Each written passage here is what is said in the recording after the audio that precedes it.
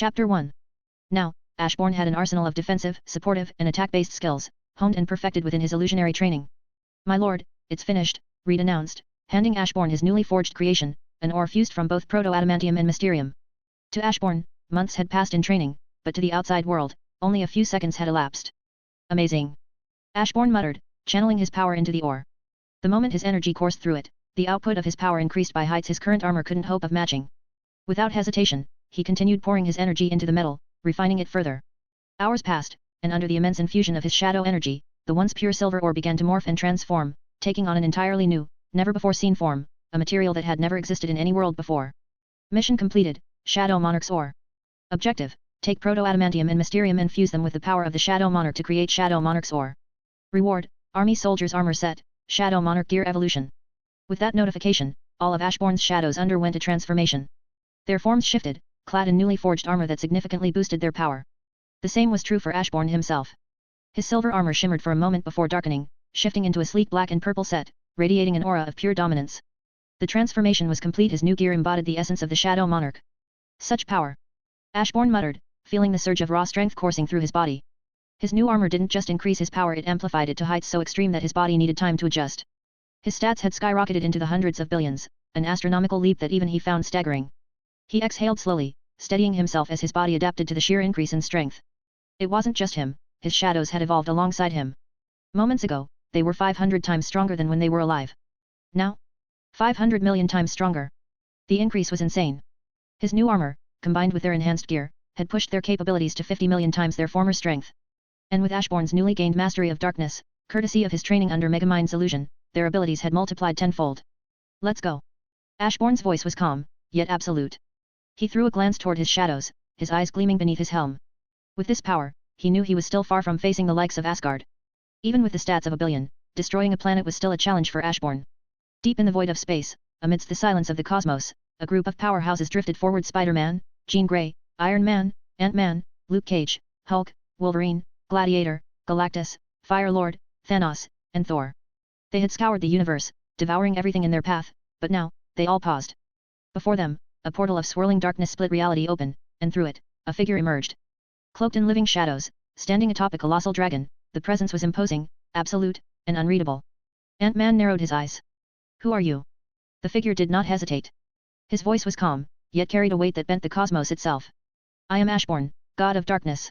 With those words, the void itself seemed to move, and from beneath him, a sea of shadows surged forward, forming an unstoppable wave of monstrous power. Yet, among them, only one shadow stepped forward: Energy Master, the fused entity of Vulcan, Alexander, and Gambit. A being of pure energy manipulation, crackling with power beyond mortal comprehension. "You're in a weakened state," Reed said with a smirk, his gaze locked on the most dangerous person present: Jean Grey. She had yet to fully succumb to the Dark Phoenix, but it was only a matter of time. "Galactus' power has been divided among you, which means the Galactus standing before us is nothing more than a starving husk, and the rest of you should be roughly at his level." The zombified heroes and titans were stunned. "Reed." Iron Man's voice carried both shock and disbelief. It was impossible, Reed Richards had been among the first to fall. Yet, before any of them could react further, Megamind moved. A force of unparalleled mental might, he struck directly into Jean Grey's mind, challenging the Dark Phoenix head-on. The battle was instant, a war of wills fought in a realm beyond the physical. Jean had no choice. She had to divert all her focus to aiding the Dark Phoenix against Megamind. But even with cosmic power at her disposal, she was losing. A weakened Dark Phoenix was not enough to match the sheer mental force of Megamind. The tide of battle had shifted before it even began. Why was the Dark Phoenix weakened? How could something known by so many titles, the beginning and end of all creation, Alpha and Omega, the heart of all things, the sum and substance of all that lives, be losing? There was a pattern to these names. Life and death. The beginning and the end. A force that transcended all living things. Yet, here in this broken universe, where the concept of life and death no longer existed, the Phoenix Force had no foundation to draw upon. It was like a fire deprived of oxygen, flickering dimly in the void. With its power diminished, Megamind was able to completely suppress it, forcing Jean Grey into an unwinnable battle. But even if the Phoenix Force was not weakened thanks to the state of this universe, Megamind would have still won. That left Energy Master to face the rest of the zombified titans. "Come." At first, it seemed as if Energy Master was simply challenging the zombies, beckoning them to attack. But within seconds, they all felt it: their very energy was being drained from their bodies. Every ounce of cosmic power, kinetic force, and gamma energy they possessed ripped away as if obeying Energy Master's call.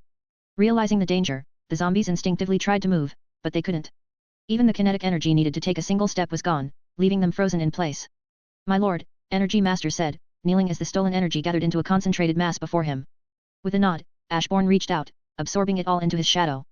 Host has absorbed a large amount of gamma energy and power cosmic. Warning, this energy exceeds the host's current limits. 99% of the energy has been redirected to strengthen Shadow Monarch. The remaining 1% has been utilized to evolve the host. Host evolution, initiated. The host has remained human for too long. To accommodate the power gained, evolution is necessary. New race, half monarch, half human.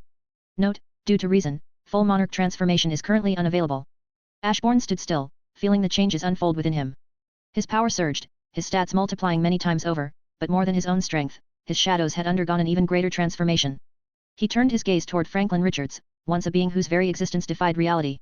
Now, even as a shadow, Franklin was beginning to reclaim fragments of his full power. If Galactus had been at full power, Franklin would have regained 100% of his full strength. But that was a matter for another time. For now, Ashbourne turned his attention toward the Hulk. Make him angry. Ashbourne ordered, his voice calm yet commanding.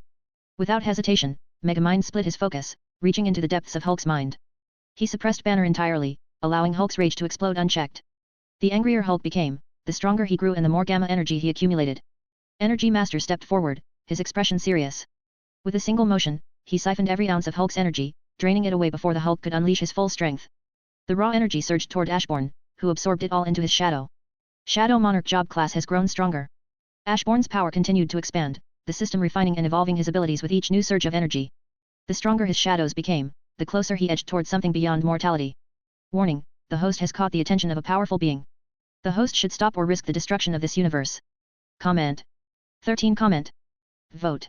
Chapter 2. Stop. Ashbourne didn't hesitate for even a second upon seeing the notification.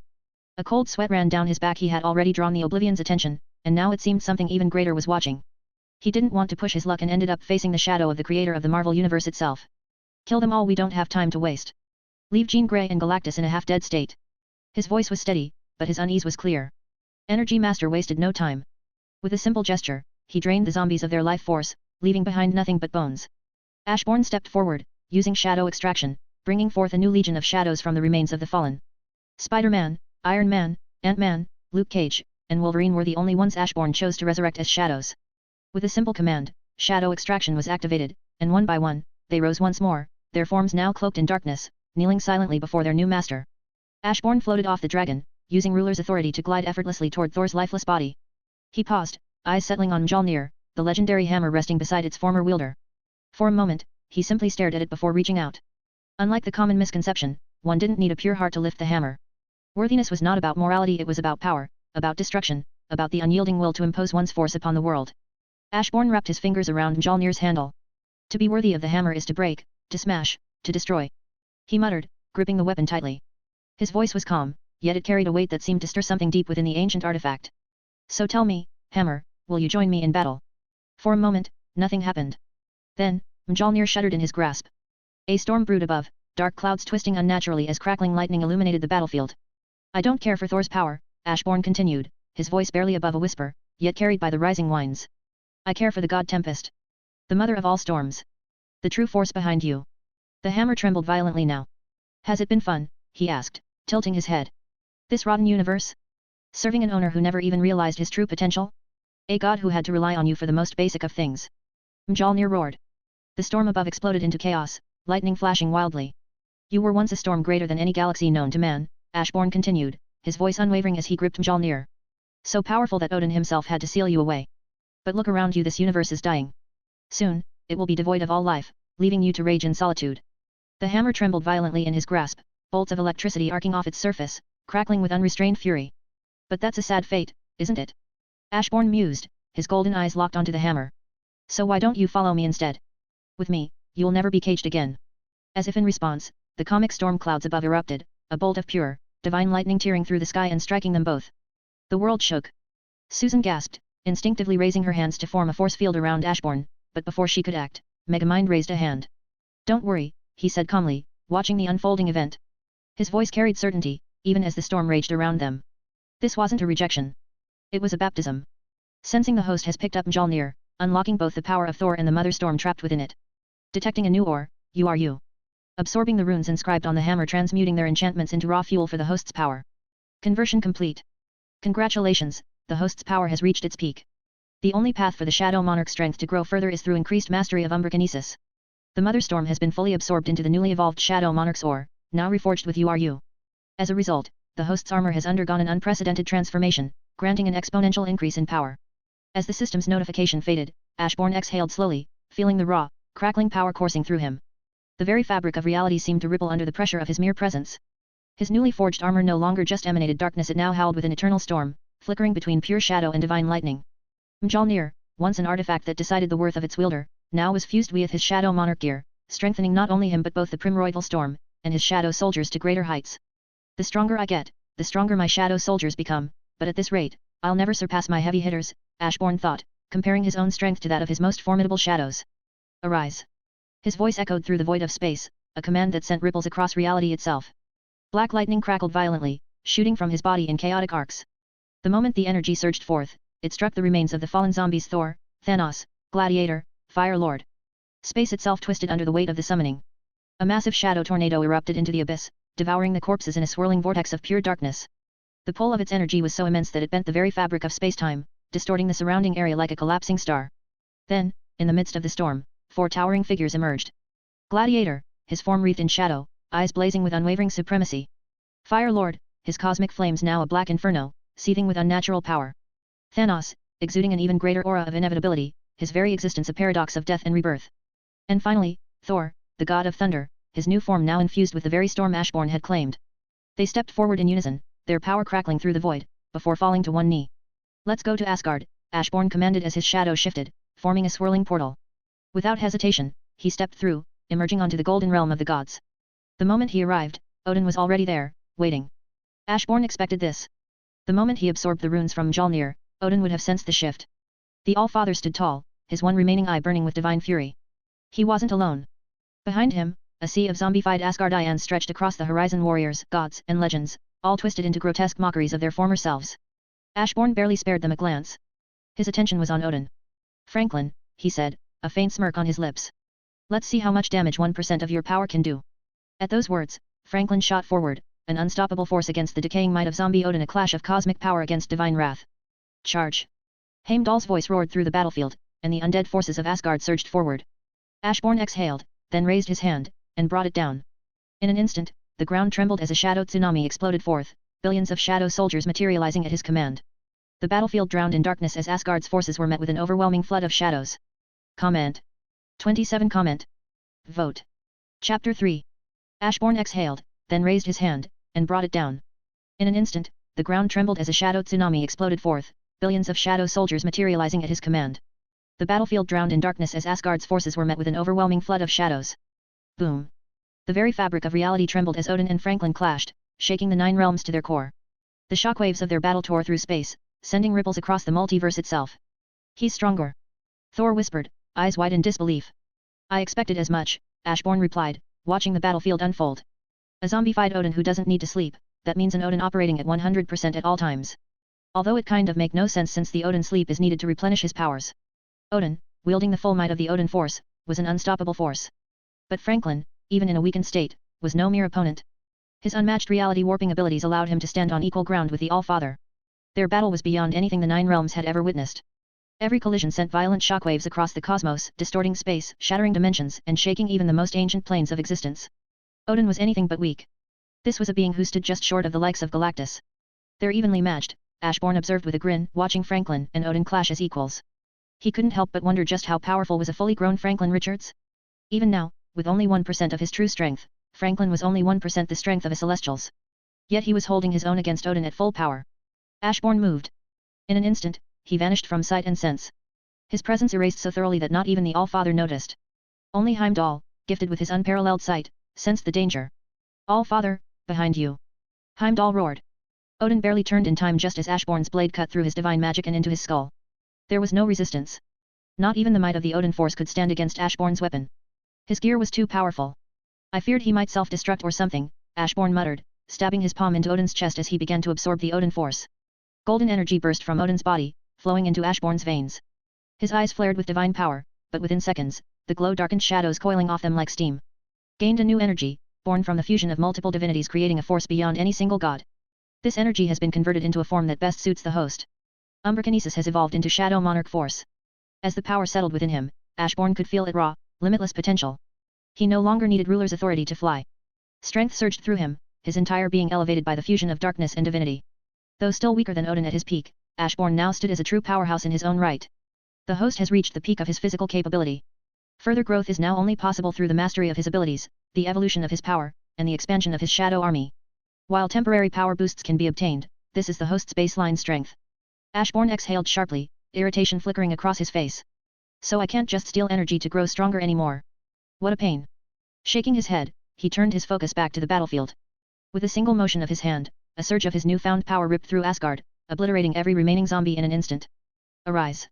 Ashbourne's voice echoed through Asgard, and for a moment, time itself seemed to freeze. Then a wave of darkness erupted from Odin's fallen form, engulfing the battlefield. The shadows churned and twisted, and when they finally settled, a towering figure stood amidst the black mist.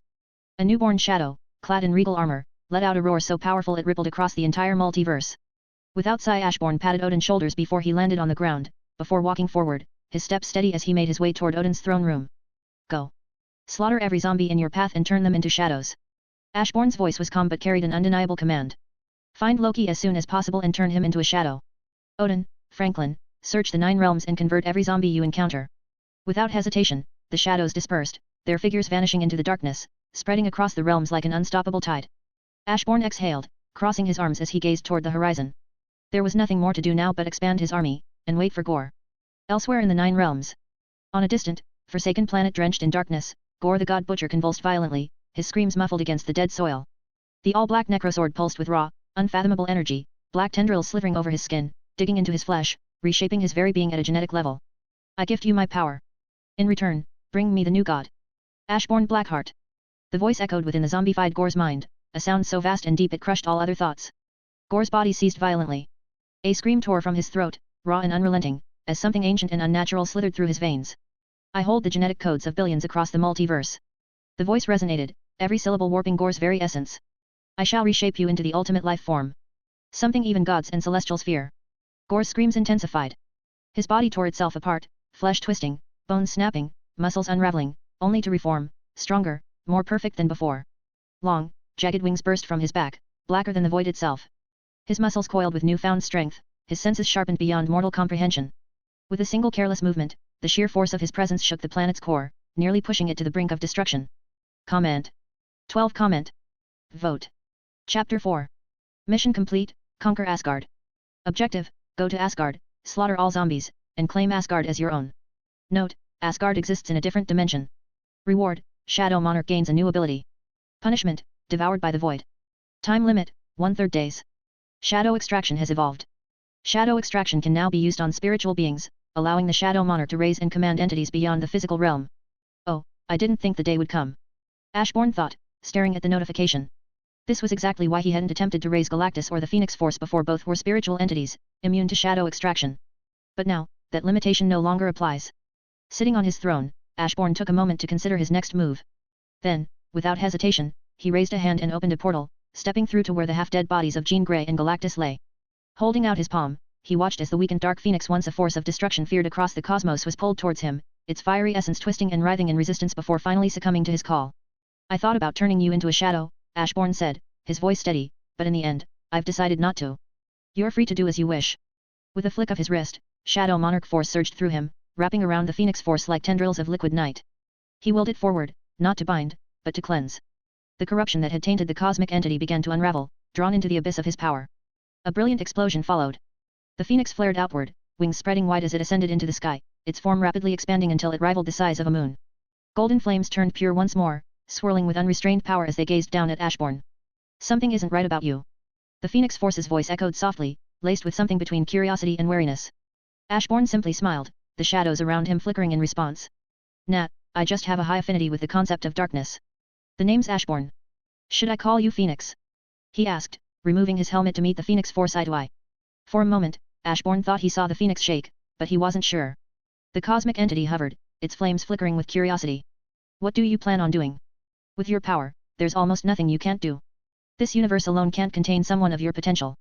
Ashbourne shrugged. Honestly? I don't know. I'm thinking of heading to another universe and figuring things out when I get there. I already lived the power-hungry dream, and I'm sick of it. He let out a tired sigh.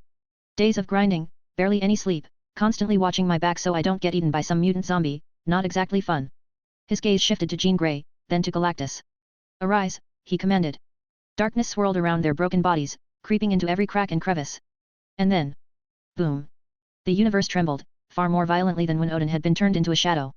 This wasn't just due to Galactus's overwhelming strength, it was the sheer cosmic weight of his rebirth, the ripple effect threatening to shake existence itself. But Ashbourne contained it, keeping the aftershocks locked within this realm. The Phoenix Force gazed at the massive pillar of darkness, watching as it slowly faded, revealing a newly reborn Galactus. But this wasn't the same cosmic devourer as before. This Galactus was far, far stronger than in life. Shock flickered in the Phoenix Force's burning eyes.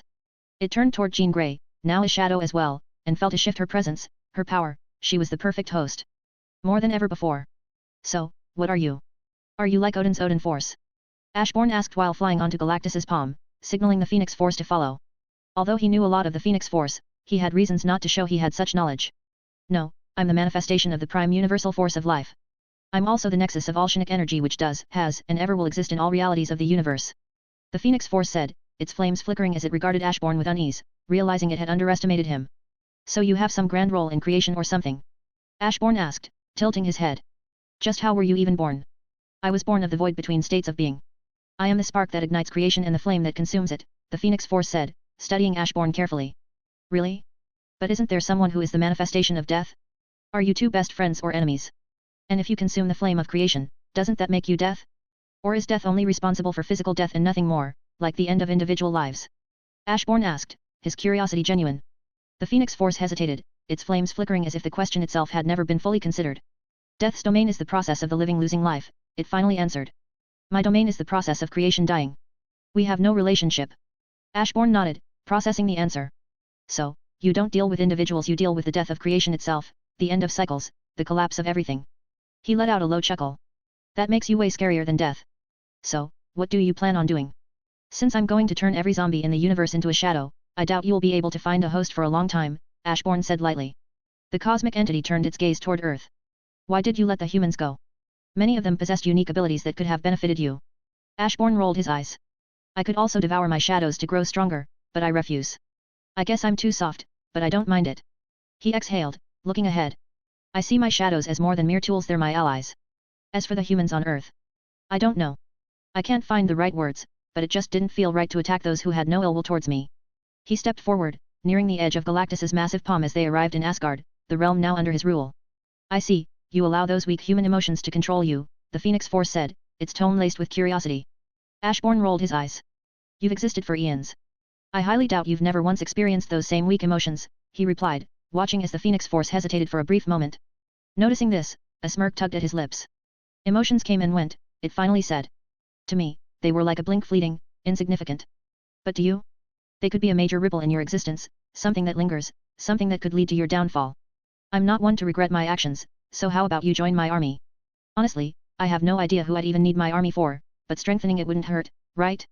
I won't turn you into a shadow, not out of pity or some human sentiment, but because my gut tells me you're different. And so far, my gut's never been wrong. Ashbourne stopped walking, turning to look directly at the Phoenix Force. What else has your gut told you? It asked. Ashbourne thought for a moment before responding. When I was absorbing Hulk's energy, I got this bad feeling. And for some time now, I've had this sense that something big is coming after me. My instincts have never failed me, Ashbourne said with a smile. The Phoenix Force narrowed its eyes as it studied him. I will stay under one condition. You will do nothing to disrupt the balance of creation, and will protect it, it said firmly. Do I look like someone who causes chaos for no reason? Ashbourne asked, crossing his arms. The Phoenix Force eyed him carefully, scanning him from head to toe. Ashbourne followed her gaze, then glanced down at himself, his dark armor radiating an ominous energy. He let out an awkward cough. Well, I control the darkness. The darkness doesn't control me, he clarified with a shrug. You can check my mind if you want. I have no interest in some grand plan to end the world or whatever. He said with a roll of his eyes. I can see that. The fact that you bathe in shadows, yet your soul remains untouched by them, makes no sense. The fact that your mind isn't consumed by darkness, and it doesn't affect your power, also makes no sense, the Phoenix Force said, scrutinizing him. Ashbourne gave her a strange look. Not everyone is as mentally weak as you, he said bluntly. There is no dark Ashbourne. There's just me. The Phoenix Force flinched slightly, clearly taken aback by his words. To let mere mortals corrupt you? Ashbourne said with a hint of disdain. I suppose it's for the best that you stay by my side. Maybe I can teach you a thing or two. The Phoenix Force gritted its teeth in anger but quickly froze when Galactus narrowed his eyes at it. In her current weakened state, it was no match for him. So, it could do nothing more than hold back its displeasure and follow Ashbourne. Comment. 19 Comment. Vote. Chapter 5. Who is he? I thought, staring at the man cloaked in darkness. It was strange. As a being with a unique connection to both life and death, I understood his essence. When he appeared before my host, I felt something dark, something more primordial, more absolute. His authority and potential didn't just touch upon death, they resonated with something far greater, something beyond death itself. It reached into oblivion. What was oblivion? The void. The end of all things. Nothingness incarnate. Among the cosmic abstracts, oblivion was considered the third strongest, second only to its direct counterpart. But under the right conditions, when creation teetered too far into its grasp, oblivion was unrivaled. It was then that it became the strongest force of all. Was Jean Grey a good host? Yes, she was perfect, perhaps the best host I had ever bonded with. But this man shrouded in shadows, he was something else entirely. He went beyond perfection. The destruction we could unleash together, the power we could wield, it was beyond anything else I could hope for. But I didn't even have time to dwell on the thought. A shadow, its head unnaturally large, appeared within Jean's mental world and launched a relentless assault against me. A battle of mental wills erupted, and to my surprise, I found myself overwhelmed. It wasn't just the raw power behind its attacks but the presence I felt within the shadow itself. A familiar presence. Charles. The same mortal who had once suppressed me deep within Jean's mind. The same human who had fought me to a standstill, until Jean had stepped in and tipped the scales. And now, even in death, he had returned, stronger than ever. This time, even with Jean Grey and I working together, we were utterly powerless against this fused being. No matter how hard we fought, we were helpless. What made it worse was that this shadow wasn't even focused entirely on us. It had the audacity to split its attention elsewhere, effortlessly multitasking while crushing us under its overwhelming might. In the end, I had no choice but to retreat, forced into dormancy within Jean Grey's half-dead body, watching in silent fury as the being who commanded these shadows stood victorious. But that fury quickly turned to shock. When the one called Ashbourne commanded the shadows to rise, the former zombies obeyed, but they didn't just rise. They stood, far stronger than they had ever been in life. Of course, in my eyes, they were still weak, mere ants compared to the greater forces of the universe. But that wasn't what disturbed me. It was something far more unnatural. These shadows, they weren't just mindless puppets or hollow echoes of what they once were.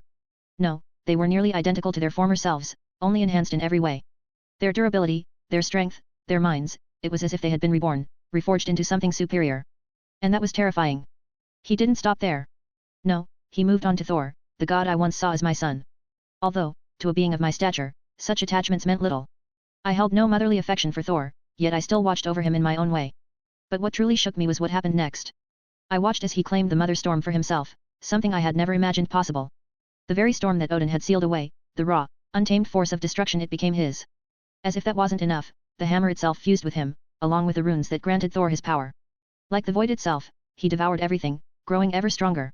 And for the first time in my existence, I felt something unfamiliar. A creeping, gnawing unease. And yet, it still didn't stop there. Gladiator, Thor, Fire Lord, and most shockingly, Thanos, each one rose from death as his shadow. Thanos. A being who stood just below the likes of Odin and the other gods of his tier. And on that tier, Odin stood at the peak. Thanos was no mere powerhouse, he was a force to be reckoned with, a warlord who had challenged cosmic entities and lived to tell the tale.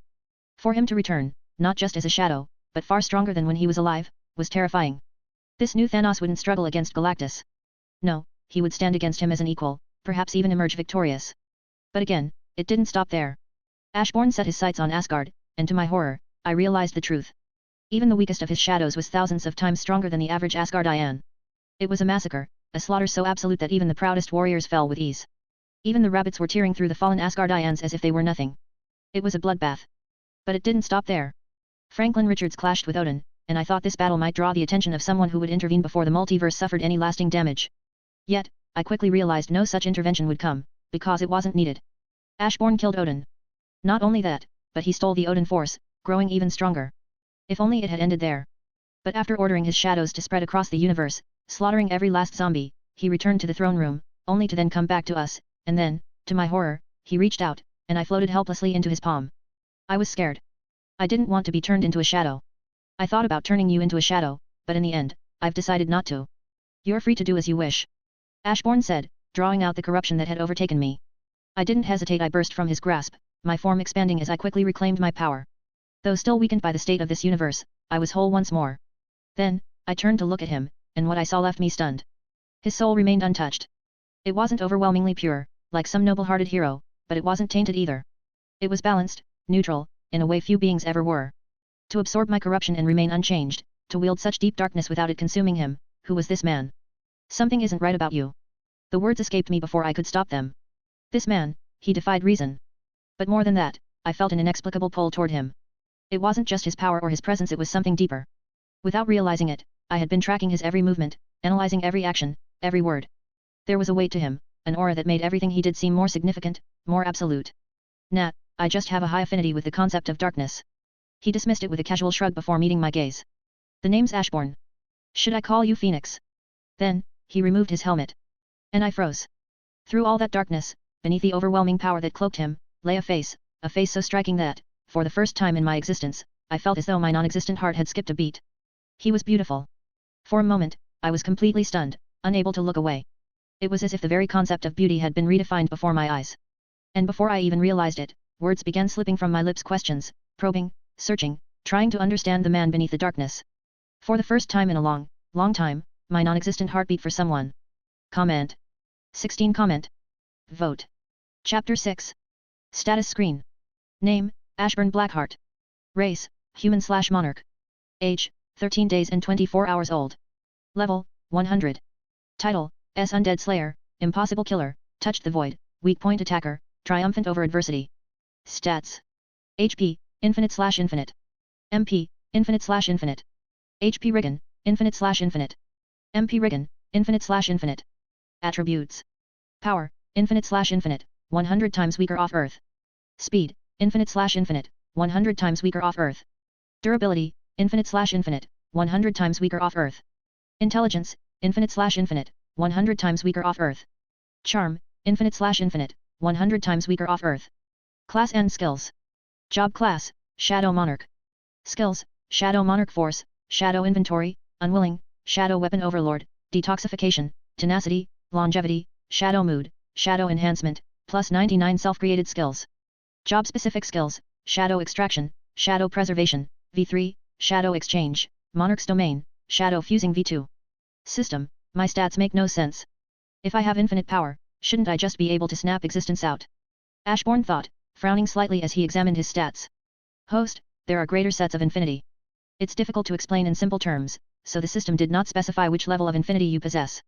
However, to provide a comparison, you are physically weaker than Thor, who was able to push and overpower the World Engine, a machine embedded into Yggdrasil that harnessed the full might of the World Tree. Ashbourne sighed, fully grasping the significance of Yggdrasil. He still remembered watching Loki, where the trickster god reformed Yggdrasil to hold together every timeline.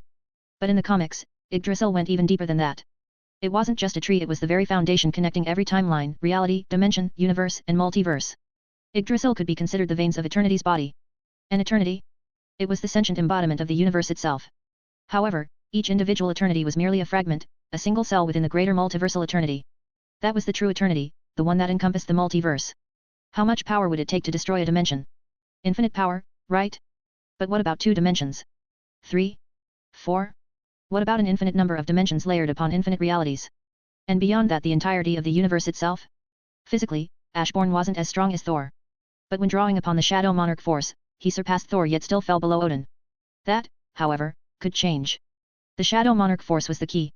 If he could push his mastery of it further, and refine it beyond its current limits, then one day, he could rise to a level surpassing even the top strongest beings in this world. In just 2 days, Ashbourne's shadows flooded the entire universe. From the depths of hell to every hidden dimension, every last zombie was claimed, rising again as part of his ever-growing legion. Zeus, Thor, and Storm were fused into a single entity, Thunder. The human phoenix merged with Surtur, giving rise to Blaze. Reed Richards, Tony Stark, the leader, and Peter Parker combined, birthing a new being, the Doctor. Doctor Strange, Scarlet Witch, and Doom fused, forming the unparalleled mage. And Susan, she fused with 4 of the strongest Celestials, yet under Ashbourne's will, she retained her form. She remained Susan. My lord, I have come to report I've discovered more life in the universe. Thunder appeared in the throne room in a flash of lightning, kneeling before Ashbourne, who was engrossed in the tablet before him. The Doctor had designed it to help him track all his shadows, making it easier to strategize who should be fused next. Who? Ashbourne asked, his brow furrowing as he noticed the unease in Thunder's expression. Hades. Bast. Amatsu Makabashi. Seth, and many other gods of death. Thunder's voice was grave. You need to see this for yourself. Ashbourne's frown deepened. Without another word, he placed the tablet aside and followed Thunder. In an instant, they vanished in a flash of lightning, reappearing inside what seemed to be a mystical laboratory. In the center of the lab, trapped within a shimmering barrier, were the gods of death. Hades, Bast, Amatsu Makabashi, Seth, and many others stood frozen, their divine forms restrained by an unknown force. Ashbourne glanced around, studying the strange laboratory. He searched his memory, trying to recall if he had ever seen this place before in a comic, but nothing came to mind. Reverse. With a simple command, Ashbourne activated his Shadow Monarch force. The fabric of time and space bent to his will, pausing before rewinding like a recording. The laboratory remained untouched, but its past unfolded before him in ghostly images, revealing the events that had transpired. As time unraveled, the truth emerged: the identity of the one responsible for this. This Thanos isn't from our universe, Thunder said, his voice filled with a shock that only deepened when the image of Sentry appeared, except this Sentry was a zombie. So, Thanos used Sentry to spread the virus? Thunder questioned, his disbelief evident. Ashbourne's gaze remained locked on the ghostly scene before him, his mind piecing together the puzzle. Even beings without physical forms were infected. The only way that makes sense is if the virus is connected to the void. Was the Thanos he was looking at from the main 616 universe? Boom. With just a thought, Ashbourne freed the gods of death.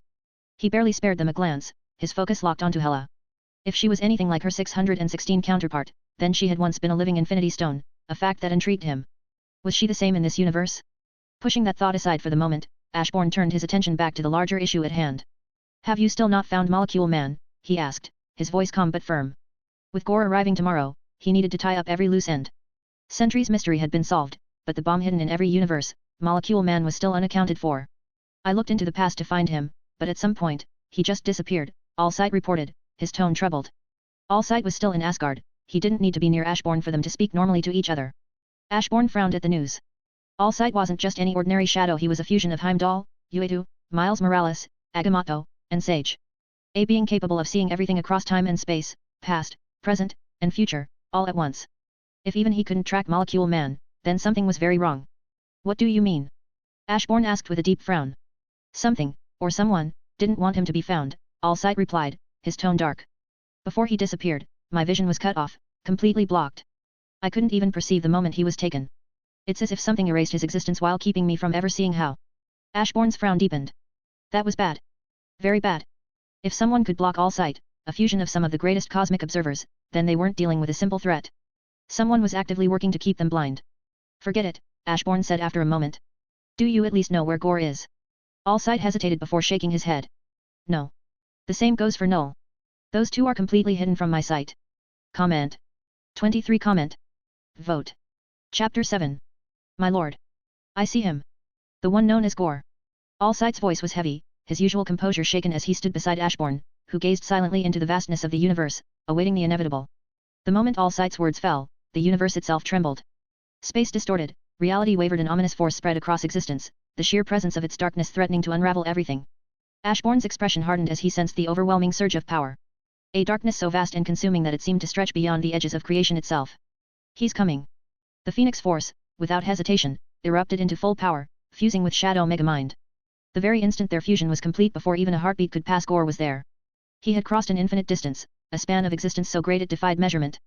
He had traversed realms, dimensions, and space itself as if they were mere illusions, arriving in Asgard with a force that threatened to tear reality apart. Boom.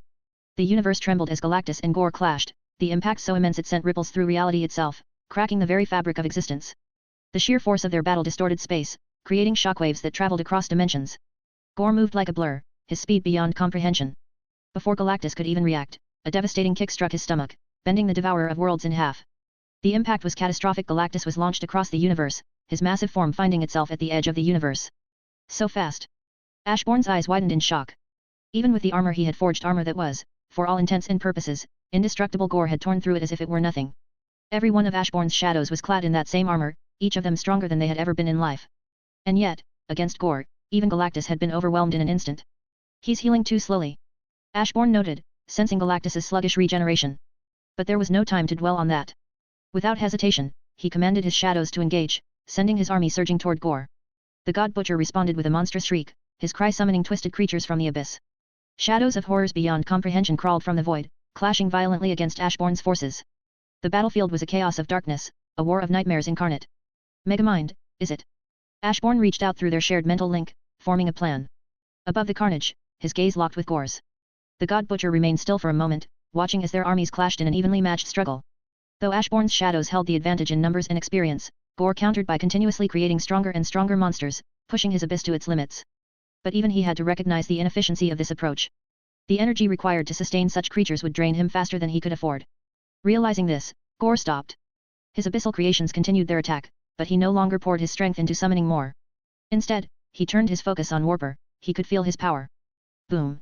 Gore barely managed to cross his arms in time, blocking Ashbourne's scythe as it came dangerously close to slicing him apart. Ashbourne had teleported, closing the distance in an instant, and at the same time, he had fused with his shadow, amplifying his strength, speed and overall capabilities to terrifying heights. Weak. Gore roared, his voice carrying a primal fury. Without hesitation, he lashed out, his palm striking toward Ashbourne at blinding speed, aiming to end him in a single, decisive blow.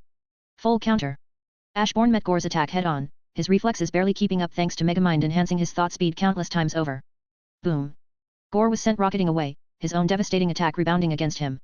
He flipped mid-air, trying to regain control before landing. But before he could, Warper appeared above him in a blur, driving his fist into Gore's stomach with enough force to distort space itself, but at the last second, Gore's body twisted, exploding into writhing darkness. From within, a spear of pure abyss shot out toward Warper, its jagged edges crackling with destructive energy. Full counter. In an instant, Ashbourne switched places with Warper, intercepting the attack and sending it right back at Gore. Boom. Gore coughed up a mouthful of blood, his body hurtling toward the ground, crashing into Asgard with an impact that sent shockwaves across the realm. But before the dust could settle, he burst out of the crater, rocketing toward Ashbourne, his eyes burning with pure hatred.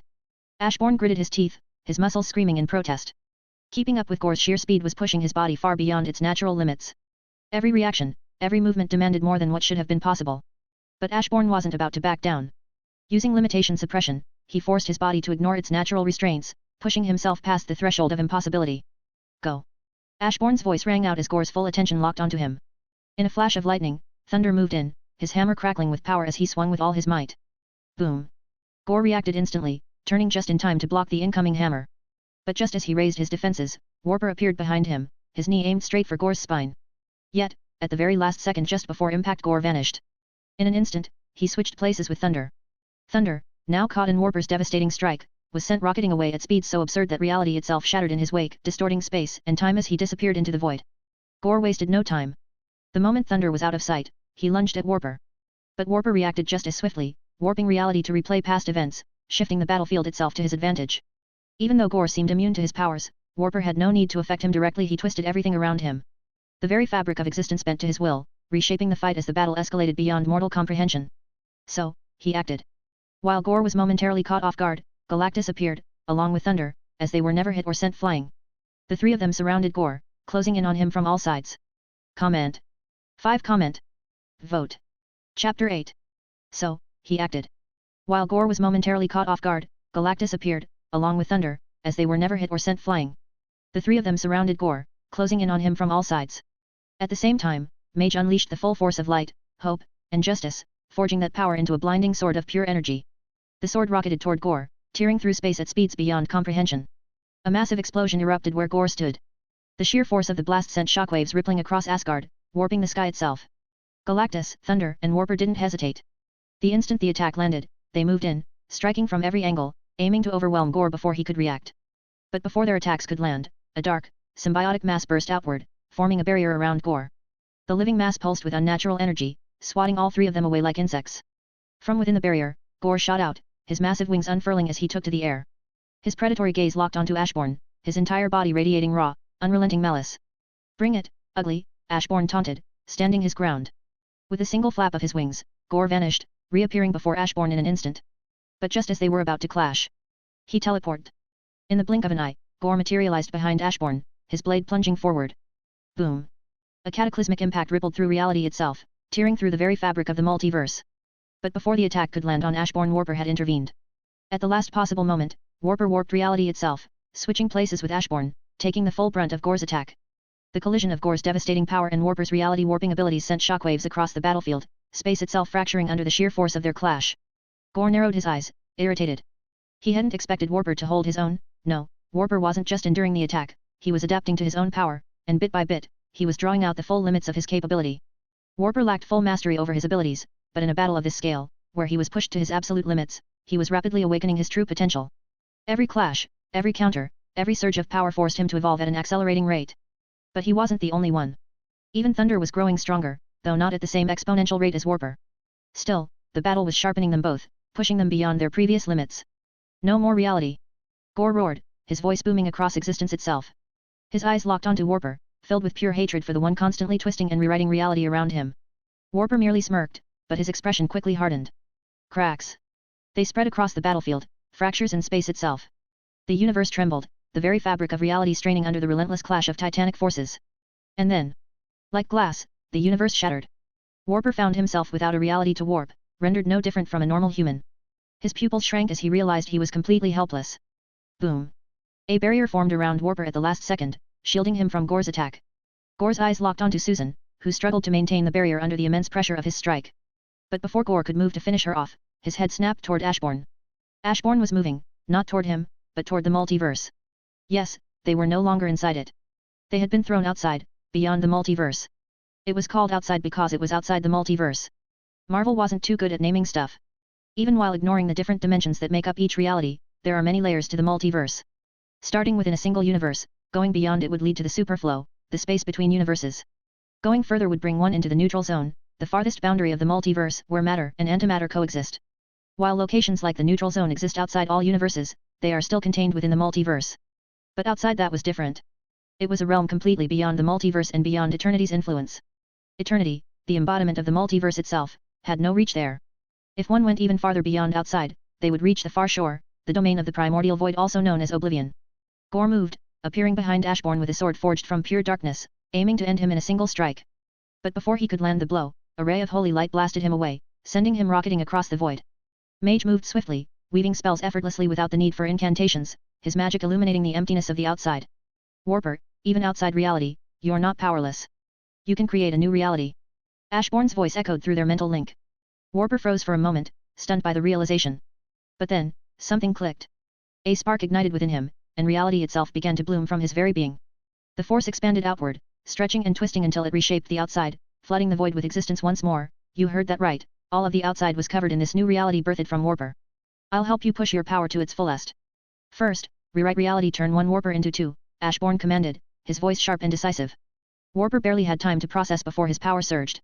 At first, he created a single clone, then two, but with Ashbourne guiding him, he didn't stop there. In mere moments, millions of Warpers filled the void, each an extension of himself, all sharing the same mind. Warper, if you can imagine it, you can make it real.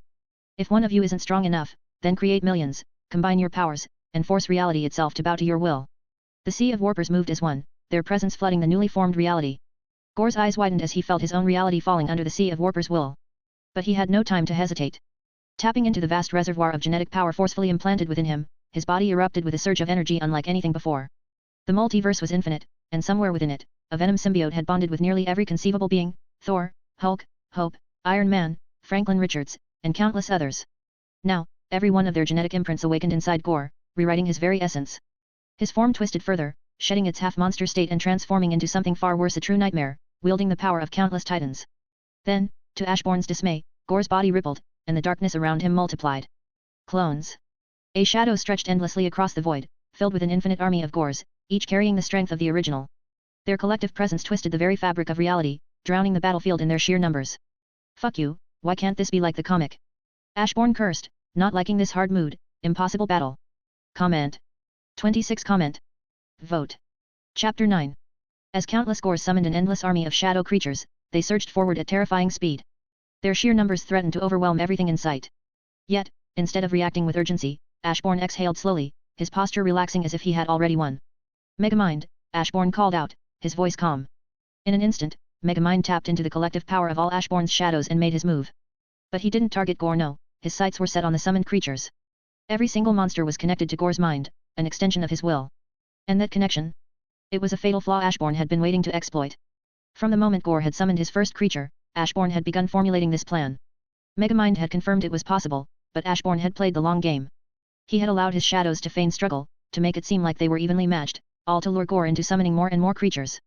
As the battle raged on, Ashbourne had orchestrated a strategy to gradually overwhelm Gore, forcing him to summon more and more shadow creatures just to keep up. However, the unexpected element of cloning had thrown a wrench into the plan. If the damage was divided among the clones, would it be enough to truly incapacitate him? The seemingly endless army of Gores let out cries of agony as Megamind's attack struck, their collective consciousness writhing under the assault.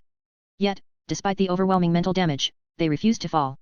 Their minds were battered, but not broken. They could still fight, and worse, they were already beginning to heal. Monarch's domain. Ashbourne unfused with his shadow, allowing it to merge with the reality Warper had created, forming a world of complete darkness.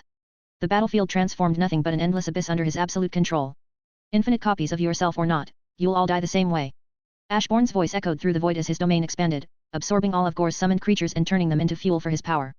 He closed his eyes, feeling the surge of strength coursing through him, his control over darkness reaching unprecedented heights. Roar! The countless Gores erupted in fury, their anger shaking the very fabric of reality. With mouths gaping, they unleashed beams of pure darkness, each one carrying destructive energy strong enough to erase eternity, all converging toward Ashbourne. Megamind didn't just attack your mind to harm you, he made sure you'd attack me too. Ashbourne smirked, his ever-changing weapon shifting into a massive shield in his palm. Gore's pupils shrank in realization. GG. With a wave of his shield, Ashbourne met the endless barrage of beams converging toward him. Supreme Monarch counter. A surge of power exploded from him, and in an instant, every single attack was reflected back twice as strong as before. Boom. The sheer force shattered Warper's reality, sending ripples across existence. The impact didn't stop there, it reached far beyond, slamming into eternity itself, drawing a pained cry from the embodiment of the multiverse. Ashbourne cast a glance toward eternity, but he had no time to concern himself with its pain. He was exhausted. Supreme Monarch counter was an unrivaled technique, boasting a 100% success rate, but at the steep cost of draining 99% of both his HP and MP. Let's go, Ashbourne said, intending to return to the multiverse and prepare for Null. But just as he was about to move, he vanished, dodging in the nick of time as a dark spear whistled past where his neck had been a moment ago. A deafening roar echoed through the void. Gore had returned, stronger than ever. His once multiplied selves had fused into one, pushing his power to unimaginable heights. He was no longer just a threat, he had become a force of destruction, a true monster beyond reason. That has to be cheating, Ashbourne muttered, watching Gore's transformation with a deep frown. The idea of forming clones, fusing with them to grow stronger, and then repeating the cycle, it was absurd. If there was no limit, could he just keep stacking power endlessly?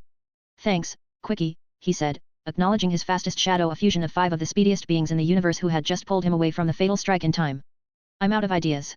Just kill this son of a bitch. With those words, the shadows that had been holding back finally unleashed their full might. A/N, Ashbourne refuses to go all out because he likes keeping trump cards. The less his enemies know, the more windows for a surprise attack he would have. Power surged forward, wielding the combined strength of every shadow in Ashbourne's army. Energy Master closed in, siphoning Gore's power to fuel his own. One by one, the strongest warriors among Ashbourne's forces engaged, each striking with overwhelming force. Gore, despite his monstrous evolution, was now facing the full fury of the Shadow Monarch. The battle shook the outside, forcing eternity to retreat from the battlefield to avoid being caught in the chaos. Gore was quickly overwhelmed, outnumbered, and steadily overpowered by an army that wasn't just holding its ground but growing stronger with every passing moment. How many shadows had the ability to absorb energy? Too many for Gore to handle. While a single shadow might not have been able to contain the sheer magnitude of Gore's power, they spread it out among the rest, ensuring the army as a whole continued to evolve mid-battle. But the true turning point came when power, the fusion of Rogue and Hope, felt herself breaking past her former limitations. In the past, her abilities had been bound by 2 conditions: copying the powers of mutants and physically absorbing the powers of non-mutants. But now, those restrictions had shattered. She could copy any power within range, seen or unseen, mutant or not. Even Gore's terrifying strength wasn't out of reach. However, she needed time, as Gore's power was just too much for her to instantly copy it all. Warper was beginning to understand how to warp his own reality, and in doing so, he realized something profound: being outside of reality didn't limit him, it freed him. Without the constraints of an established existence, he could reshape himself at will. It was like having an endless stat screen where he could tweak his abilities, grant himself new powers, and evolve without limits. Meanwhile, Ashbourne watched his shadows steadily grow stronger with every clash, their abilities sharpening and adapting as the battle raged on. The more they fought, the more refined and unstoppable they became. Are you making any progress, Allsight? Ashbourne asked, glancing toward Allsight, who stood at his side, observing the battlefield. Yes, it seems like my eyesight is evolving. I believe soon I will be able to see everything, and beyond the multiverse, beyond the outside, Allsight said, his eyes, which seemed to hold all of outer space, locked onto the battle unfolding before them. Comment. 3. Comment. Vote. Chapter 10. Good, it's nice to see that you all can continue growing stronger, Ashbourne said calmly, watching as Gore was slowly overwhelmed. Gore was fighting on too many fronts, battling against Ashbourne's army in the physical world while simultaneously struggling against Megamind's relentless assault on his mind. The mental warfare was the key to their victory, forcing Gore to split his focus and making it impossible for him to fight at full strength. However, despite being on the defensive, Gore was adapting, steadily growing stronger with each passing moment. I've noticed something, my lord. Gore's genetic structure contains the genetic code of all life forms across the multiverse. It didn't fully integrate with his body, which is why he has that monstrous form, Allsight observed. I already figured as much. What are you getting at? Ashbourne asked casually, his gaze still locked onto the battle. Simple, we target his genetics instead of his body. His genetic structure is his greatest weakness. In fact, there's a chance he might evolve to correct those flaws. If we start tampering with his genetics, we won't even have to kill him, his own power will do the job for us, Allsight explained, causing Ashbourne to sigh.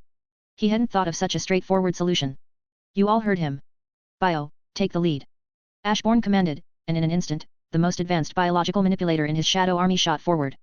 Bio was a fusion of beings like Elixir, Tarn, Armando Munoz, and the most capable celestials in biology. If anyone could break Gore down at his very core, it was him. If you're wondering how Armando became a zombie, the answer is simple: he wasn't turned, he turned himself. Armando was powerful, capable of adapting to nearly anything that could harm him. But his power had limits. For example, when he faced the world-breaker Hulk, he didn't adapt to fight the Hulk. Instead, his ability teleported him away, recognizing that Hulk's sheer strength was beyond its capacity to counter. The zombie virus, being something far beyond his natural adaptability, triggered an unusual response. Rather than resisting the infection, his power adapted by transforming him into a zombie, essentially making him a zombie capable of controlling to avoid being consumed by the outside virus. As for how Ashbourne killed him, well, he didn't. Odin did. While Armando was teleporting across the universe, desperately avoiding Ashbourne, Allsight took notice. Odin wasted no time, striking him down in a single blow. Regardless, Bio was one of Ashbourne's most formidable shadows. With a mere thought, he could evolve or devolve any being within his range on a multiversal scale. Now, Bio shot toward Gore, with all the shadows working to clear a path. Gore was too powerful for Bio to manipulate his DNA from a distance, physical contact was necessary. The battle intensified as they fought to get Bio close enough to touch Gore. Susan created a barrier, shielding Bio as he advanced. Warper manipulated his own reality, temporarily granting himself the strength to stand toe-to-toe with Gore, at least until his body began to strain under the immense power.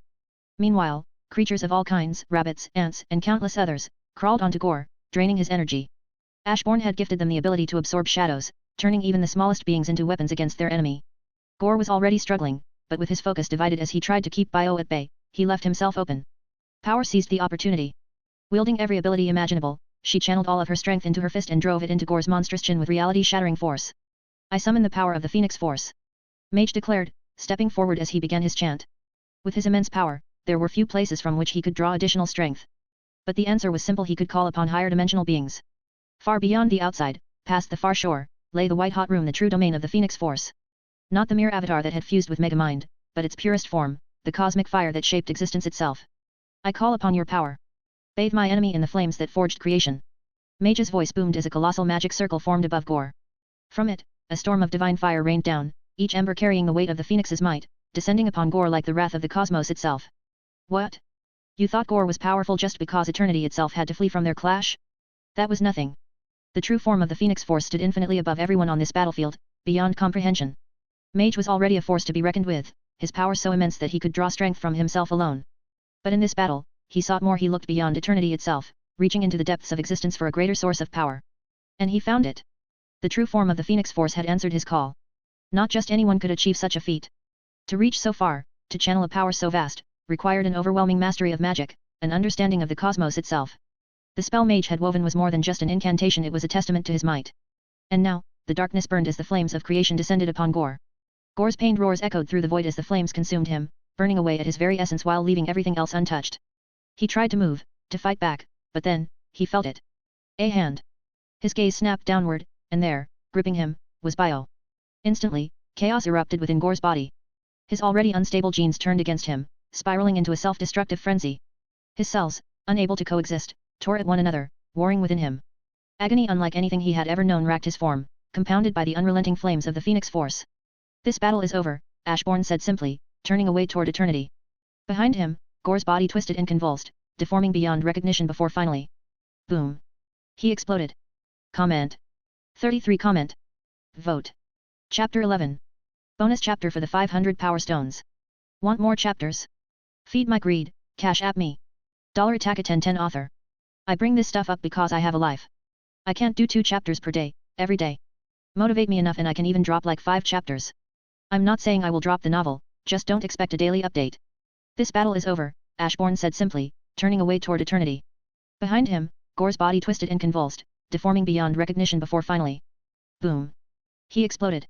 Yet, even as his remains scattered across the battlefield, something unnatural happened.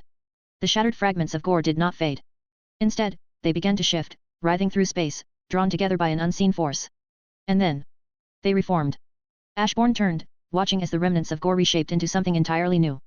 Slowly, a white-haired man emerged, clad in armor as dark as the void itself, absorbing all light around it. A crimson, dragon-like emblem rested on his chest, an ominous contrast against the pitch-black metal. So, you wish to challenge my authority? The man's voice was deep, resonating with an undeniable weight. Ashbourne's eyes narrowed in shock for a brief moment, but as realization dawned, his expression shifted into something more composed. You used Gore's body as a vessel to manifest outside the primordial void, meaning you are not just Null from within eternity, but the true Null. Ashbourne exhaled in irritation. Of course. This wasn't the Null from the comics or even that one Venom movie. This was worse. This was the true form of Null, not his avatar within the eternity. It was safe to assume that Null possessed every power across the multiverse, given that he now held the genetic code of all life forms. Unlike Gore, he wasn't a mindless berserker, he was controlled, calculated, and far more powerful. Ashbourne exhaled, already preparing for the worst. He wasn't just fighting Null, he was facing a superior version, one that surpassed even the comic iterations. Still, this wasn't Null's true body, just a vessel. That meant there was still a chance, however slim, to win. Null extended his hand, summoning the all-black sword, only this wasn't the weaker version that had fused with Gore, nor the one seen in the MCU. This was the original blade, forged in the primordial void, imbued with the essence of oblivion itself. With a single, effortless wave, the battlefield shifted. Ashbourne's weaker shadows, his cannon fodder, simply ceased to exist. The rabbits, the ants, the endless numbers of smaller creatures he had, erased in an instant.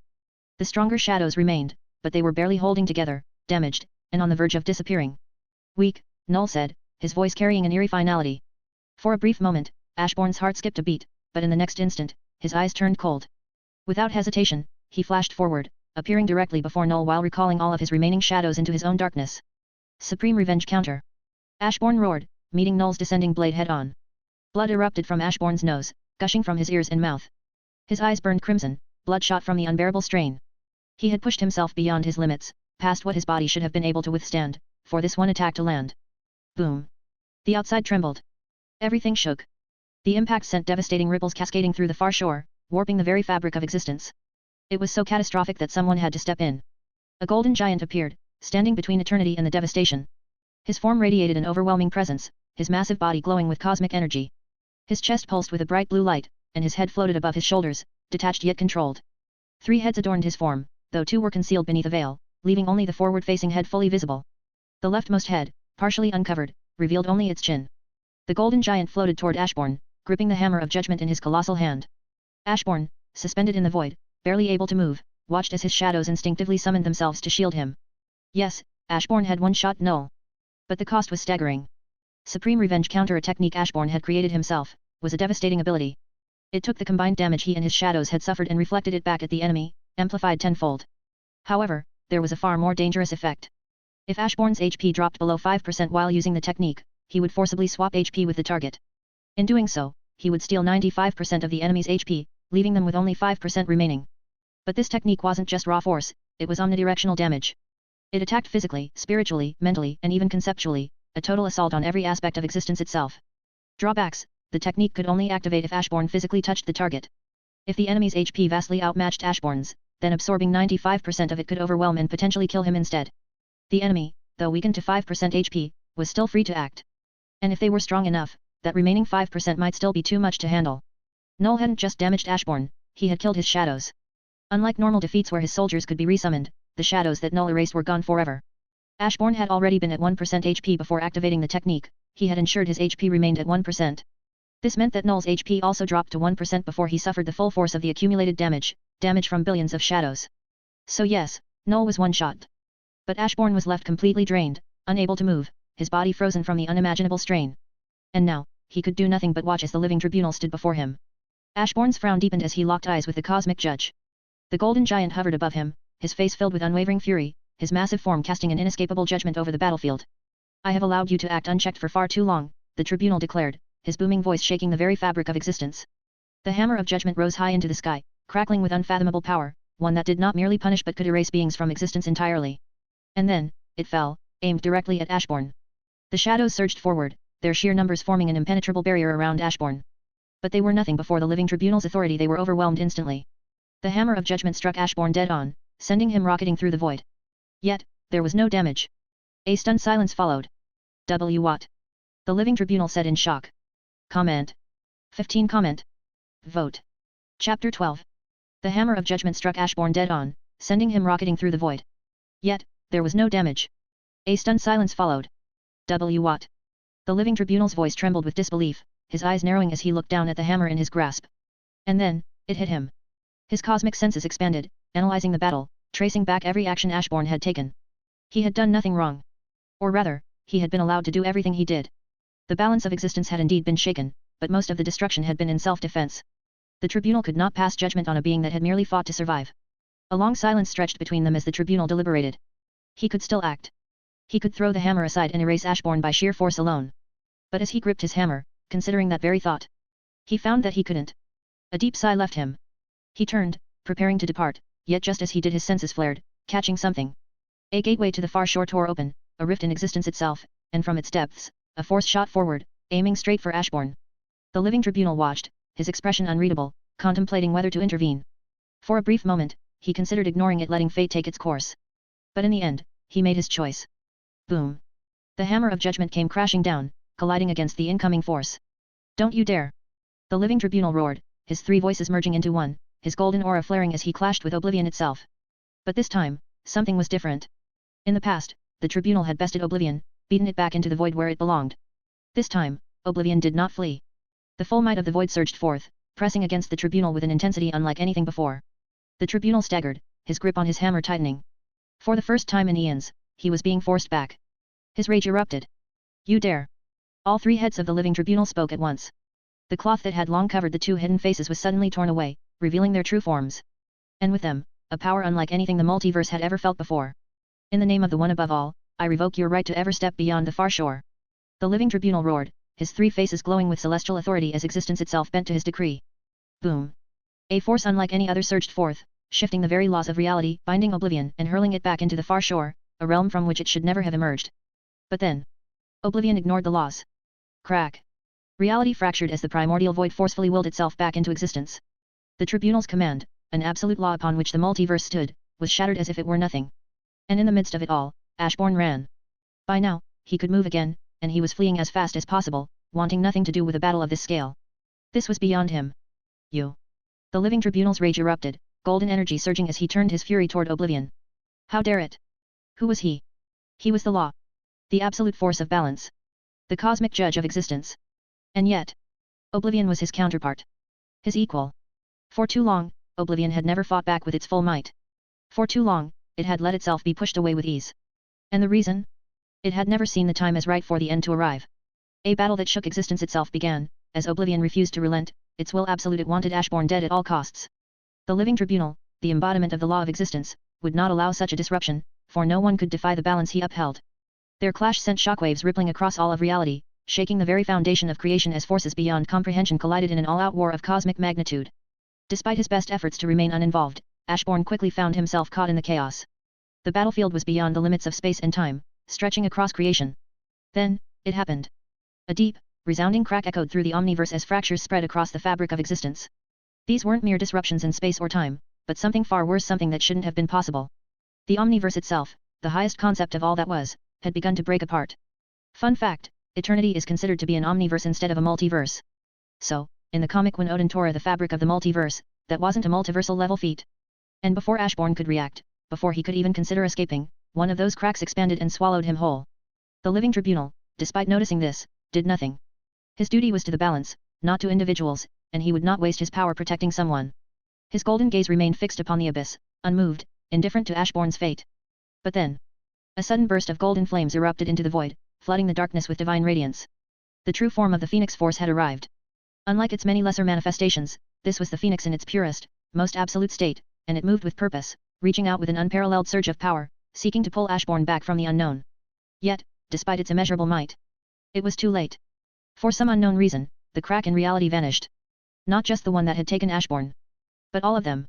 Across every plane of existence, every dimension, every reality, the fractures that had threatened to unravel creation were erased in an instant, as if they had never existed to begin with. Oblivion, the living tribunal, and the Phoenix Force all froze in place, their titanic struggle forgotten as an unsettling realization settled over them. Their eyes turned, not toward the multiverse, not toward the outside, not even toward the far shore where the primordial void loomed, but beyond. Far beyond. The House of Ideas. A/N, I hated how the fact the living tribunal was defeated so easily by the three Beyonder. TLT would have three forms mainly because of his name, which is the heart of creation.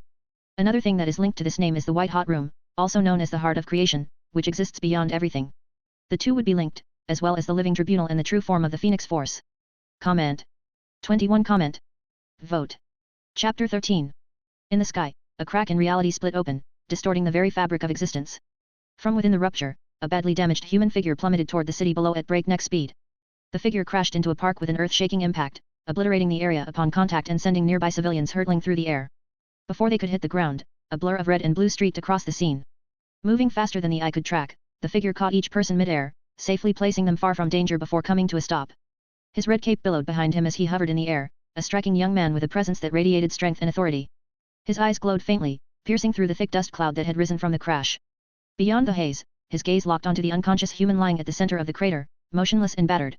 Shocked, he vanished in an instant, seemingly teleporting beside the unconscious young man, who was lying completely bare in the aftermath of the crash. Wasting no time, he scooped him up and disappeared again, not toward a hospital, but to a teleporter stationed nearby. A flash of light engulfed them, and the next moment, they reappeared in the vastness of space, inside a massive watchtower floating above Earth. Dozens, no, hundreds, of heroes gathered in the hallways, their eyes locked on the unconscious figure in his arms. Whispers filled the air, curiosity and concern evident on their faces, but he didn't stop to explain. He moved swiftly, heading straight for the medical bay, where the most advanced technology from across the universe awaited tools capable of saving even those on the brink of death. It's weird he just fell from a crack in space, Cyborg said, projecting a hologram of the incident from his palm. The footage displayed a young man plummeting from the tier in reality before crashing into the park below. That wasn't just a crack in space, it was a tier in reality, a deep voice stated. A man dressed in black stepped out of the shadows, his presence startling the gathered heroes. Despite the sheer number of them, none had sensed his arrival. What do you mean? Asked a blonde-haired man clad in a green skin-tight uniform, his brow furrowing in confusion as he turned toward the newcomer. His genetics, the very building blocks of his existence, are completely different from anything in our universe or even the rest of the known multiverse, the man in black said, his gaze fixed on the unconscious figure. The stranger's face was badly disfigured, bearing the marks of whatever had torn through him during his journey. Judging by the damage, it seemed as if he had passed through a cosmic storm. His power is immense, he continued. I'd say even Superman would struggle against him at his peak. So be cautious with him here. With that, he plucked a loose strand of hair and a fragment of skin from the unconscious man before turning on his heel and disappearing into the shadows, leaving the gathered heroes to process his words. It wouldn't be wise to ignore Batman's words, a woman dressed in what looked to be striper clothing said seriously. A golden lasso hung at her side, its presence alone demanding respect. The gathered heroes exchanged glances before nodding in agreement. Without hesitation, the disfigured young man was carefully moved to a more secure and reinforced room, ensuring that, should he awaken with hostile intent, they would be prepared.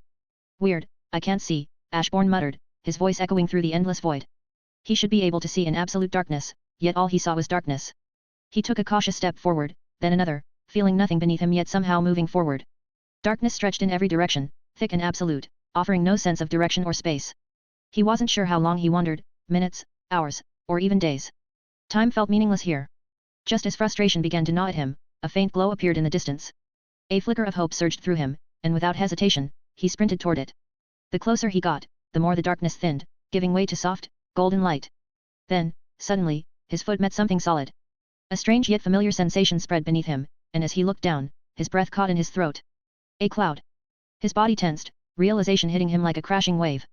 He had stood here before. A chuckle echoed through the sky, warm yet laced with amusement.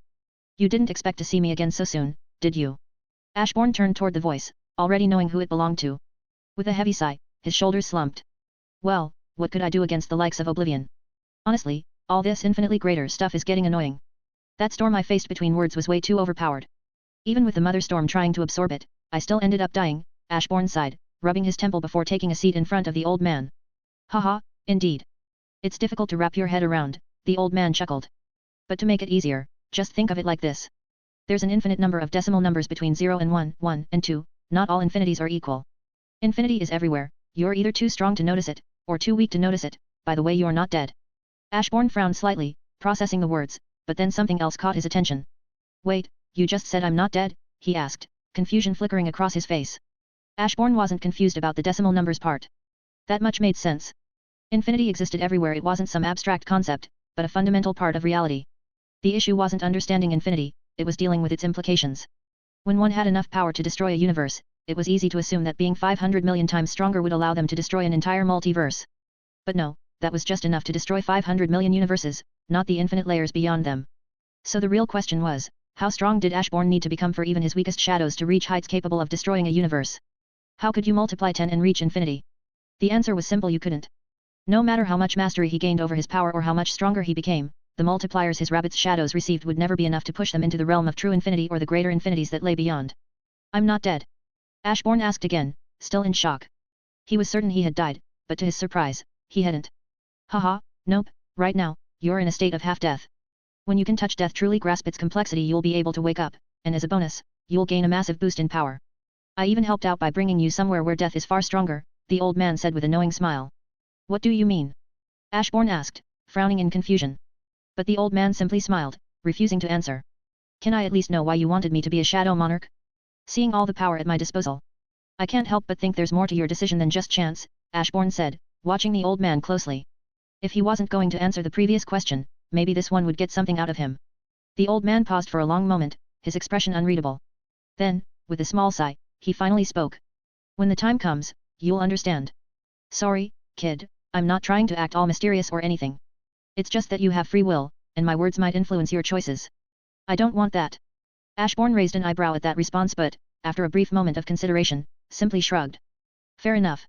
It should be easy for you to grasp death. After all, you've already died once. So, good luck, the old man said with a smile. Before Ashbourne could respond, he found himself once again surrounded by darkness, only this time, there was nothing beneath him, nothing to stand on. He simply floated in the void, weightless, directionless. With no other choice, he closed his eyes, letting his mind drift back to his past life the moment before he blew himself up, the feeling of destruction overtaking him. Then, his thoughts wandered to his clash with the cosmic storm, the overwhelming force that had nearly erased him from existence. He floated in that emptiness, memories shifting like waves. Soon, his mind turned to the world of zombies, the creatures he had been surrounded by for so long. They were beings that should have perished, yet remained animated, lingering in a state between life and death. That universe had no concept of true death, and yet, in a way, he had been standing at death's door the entire time without realizing it. What is this, some kind of cultivation novel? Ashbourne chuckled, a smirk forming on his lips as he fully embraced the moment when death first took hold of him in his past life. That fleeting instant when he had stepped through the doorway of death, neither alive nor truly gone. He had died once before, yet here he was again standing at the precipice, staring into the abyss. Only this time, instead of resisting, he reached out, grasping the essence of death itself. Comment. 29 Comment. Vote. Chapter 14. You're not from here. A charming voice echoed, drawing Ashbourne's attention. His gaze landed on a beautiful goth girl who was sizing him up with a curious expression. For a split second, he was caught off guard by her beauty, but he quickly snapped back to reality when he realized who she was. Death, he asked, his voice laced with disbelief. This wasn't the Marvel Universe's Death, no, she was different. This was Death of the Endless, a being that shouldn't even be here. At your pleasure, she said with a friendly smile. You seem to be from next door. It's been a while since I've been there. What? Ashbourne asked, momentarily speechless. Death nodded. I stopped by Rick Jones and Marlo Chandler's wedding, but that's not important. What's impressive is that you somehow passed through the barriers of our two worlds and only suffered such light injuries. Ashbourne's eye twitched. Light injuries? He was in a half-dead state, barely clinging to existence. What part of that was impressive? Weird. He muttered, watching as Death's form began to shift, twisting and distorting in ways that made his mind reel. Death paused, her eyes widening as she realized what was happening. Ashbourne wasn't just seeing her, he was seeing through her chosen form. The illusion of a charming goth girl wavered, and for the first time, his evolving mind caught a glimpse of her true form. The sight horrified him. For all his power, for everything he had seen, nothing could have prepared him for this. This wasn't just a personification of death, it was death itself in its purest, most incomprehensible state. It was a concept given form, a force beyond time, beyond space, beyond anything his mortal mind had ever been able to grasp. For the death standing before Ashbourne wasn't the weak death found in Marvel, the one that merely governed the process of the living dying. No, the being before him was the end itself. She had been there at the beginning of the DC universe, and she would be there at its final breath. When anything ended, be it a thought, an era, a relationship, a life, or even something as small as a fleeting moment, it was because of her. She was the end, the ultimate finality, the force that closed the book on all things. And such a being now stood before him. For the first time in a long time, something made Ashbourne's very soul tremble. The sheer weight of her existence, the sheer concept of what she was, threatened to crush him under its presence. But then, his fists clenched. He suppressed that fear. Why? Because his potential was limitless, so limitless that one day, he would rule over the end itself. That endpoint, that darkness, that finality, was that not his destiny? Why should he fear the end, when one day, he would reign over it? What's this? Death stepped back, genuinely shocked by the darkness exploding off Ashbourne. The Shadow Monarch force, it hadn't just grown stronger. No, stronger wasn't the right word anymore. As Ashbourne gazed into death itself, grasping even a fraction of its secrets, how could his mastery of his own power remain stagnant? His very being evolved in that moment. Ashbourne straightened, eyes gleaming with newfound understanding. I'm Ashbourne Blackheart, the future overlord of the primordial void. It was a pleasure meeting you. With those words, the dark world shattered. A heartbeat later, Ashbourne's eyes snapped open, only to find himself lying in what looked like a hospital room. Due to unforeseen events, the host has found himself outside of the Marvel Omniverse. The system has decided to remain with the host and is currently charging energy to send the host back home. The host has suffered serious injuries from battling the end storm. All stats have been suppressed, and every ounce of energy is being used to keep the host alive. Restoring full strength. The host has grasped death of the endless and witnessed the end itself. The host's Shadow Monarch force has evolved. Having seen the birth and end of all sets of infinity, shadows will no longer be measured in multipliers of their former strength. Instead, they will bathe in the host's power to grow, just as the host will bathe in their strength to evolve in turn. Note, this does not mean the host and all shadows will be equal in power. Rather, it places both on the same level of infinity, albeit with many limitations. However, as the host is currently outside of the Marvelverse, this ability is locked until further notice. Mission complete, Gore the God Butcher. Objective, kill the evolved God Butcher within the given time. Reward, 3x 100% shadow extraction chances. Mission complete, he has awakened. Objective, survive or kill the Eldritch God of Darkness. Reward, depends on success. Mission complete, the Void's will. Objective, survive the Void's attempt to devour you. Reward, depends on success. Reward for the He has awakened quest, Undying Shadows. Undying Shadows, you are now the core of all your shadows' existence.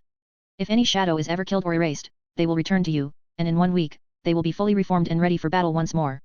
Reward for the Void's Will quest, evolution into a mutated monarch race. Race, Monarch. Description, as one of the 2 races created by the Absolute Being in the solo-leveling universe, the Monarchs are among the strongest beings in existence, surpassed only by the gods. Their strength scales at a universal level, making them incredibly powerful. However, this race is not without flaws. Due to their mono-based biology and lack of organic forms, Monarchs cannot freely cross into the human world without a suitable human vessel, a trait they share with the rulers. Unlike the rulers, however, Monarchs fully possess their vessels, stealing their bodies for their own use. While this technique allows Monarchs to exert their full power in the human world, it also means that if their human vessel is slain, the Monarch perishes as well. Monarchs are weak compared to the Marvel world. They would struggle to destroy a single dimension, considering how many extra dimensions and realities a single universe contains, Ashbourne thought as he reviewed the information before him. His gaze shifted to the sea of mutations available for selection. Comment. 28 Comment. Vote. Chapter 15. Race, Super Monarch. Description, a monarch that has evolved beyond its limits, ascending to a state where they can suppress the gods, wielding universal and levels of power. Super monarchs are born with a vast array of innate abilities, including the power of creation and destruction, mastery over all abilities possessed by lesser monarchs, and more. However, this evolution is not without flaws. Due to their overwhelming power, super monarchs exist within a dimension far removed from the human world. If they were to stand next to a normal human, the sheer force of their existence would erase the human from reality, even if the super monarch had no intention of doing so. To enter the human world, a powerful vessel is required. However, even with a suitable vessel, it would be impossible for the super monarch to unleash their full might, as the vessel would incinerate under the strain of containing their true power. The list of possible mutations Ashbourne could choose from was endless. Options ranged from Monarch King to Shadow Monarch, and many more, each offering different strengths and weaknesses. But in the end, Ashbourne, naturally, set his sights on the strongest mutation available. Race, Sovereign. Description, the Sovereign is an evolution beyond monarchs and even the gods. They are a race of higher dimensional beings with limitless growth potential. Unlike gods, who can perish under the right conditions, sovereigns are truly immortal. Simply killing them is not enough to erase their existence.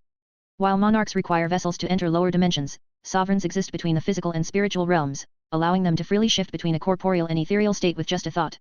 This removes the limitations of needing a vessel and grants them unmatched autonomy across dimensions. Additionally, sovereigns possess an innate mastery over their own power, with instincts so sharp that they can immediately adapt to and control their full strength.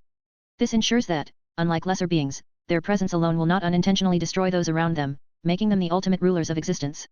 Of course, Ashbourne chose to become a sovereign. The prospect of endless growth was simply too tempting to ignore. Race evolution complete, Sovereign. New abilities gained. The immortal shadow. Your existence is now bound to your shadows. As long as even a single shadow remains, you cannot die, even if your physical body is reduced to ashes. This also means you no longer require food, water, or air to survive. Limitless. Your body has no upper limits. The more pressure it endures, the faster it adapts. The more energy it holds, the quicker it evolves to handle greater levels of power. Creation and destruction. A sovereign's power is absolute. With one hand, you can create nearly anything, with the other, you can destroy it just as easily. Shadow Link. A sovereign is eternally connected to their army. What belongs to your shadows belongs to you, and what belongs to you belongs to them. Because of this, every ability your army possesses is also yours, waiting for you to tap into its full potential. Shadow instincts. A sovereign does not struggle to master their own power. The shadows bend to your will, awaiting your command. Even without an order, they will act to fulfill your desires, for you are their absolute ruler. Nice. Ashbourne thought as he reviewed his new skills, feeling the surge of power coursing through him. His mastery over Shadow Monarch force had finally reached its peak, or at least, the highest level his body could currently handle. That part annoyed him. He had assumed that by mastering his power, he would instantly be capable of covering the entire omniverse in darkness. But reality proved otherwise. His mind and body simply weren't ready to withstand that level of absolute power. The burden would crush him if he pushed too far, still his body and mind would adapt to be able to use that power.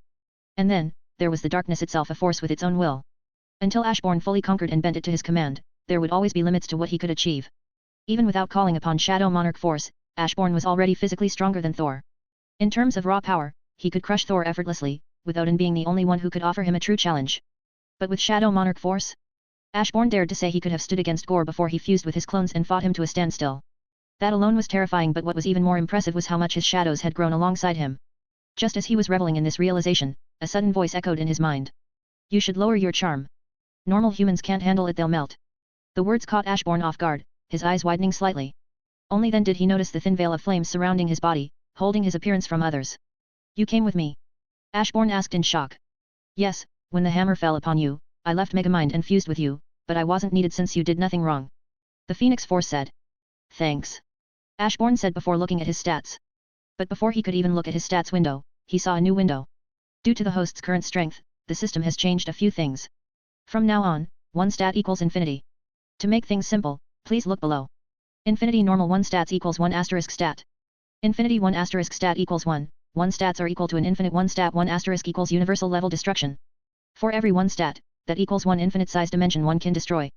Infinity 1 equals 1, 1 stats are multiversal, meaning that for every 1 stat, 1 could destroy an infinite number of infinite size multiverses. Infinity 1 equals 1 plus stats are beyond multiversal, meaning that with every 1 stat, 1 could destroy an infinite number of infinite size multiverses. Low omniversal. Infinity 1 plus equals 1 plus plus, 1 plus plus is where beings like true form eternity stand mid omniversal. Infinity 1 plus plus equals 1 plus plus plus, 1 plus plus plus is where beings like the living tribunal, the true Phoenix Force, and true oblivion stand. Status screen. Name, Ashbourne Blackheart. Race, Sovereign. Age, 15 days and 2 hours old. Level, 100.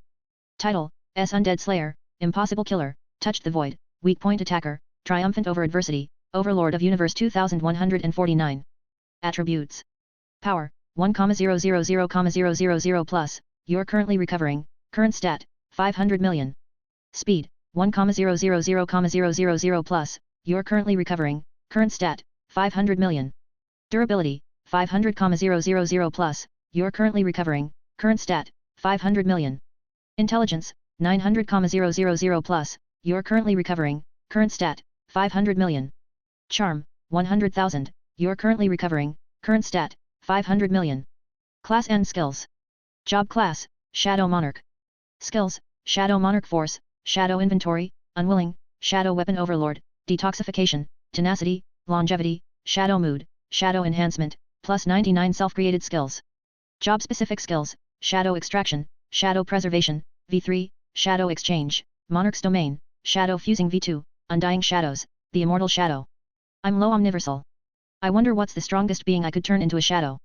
Ashbourne mused over his newfound strength while suppressing his charm, ensuring that normal humans wouldn't have their minds melt just from looking at him. Before he could even sit up, a commotion erupted outside his room. What's happening?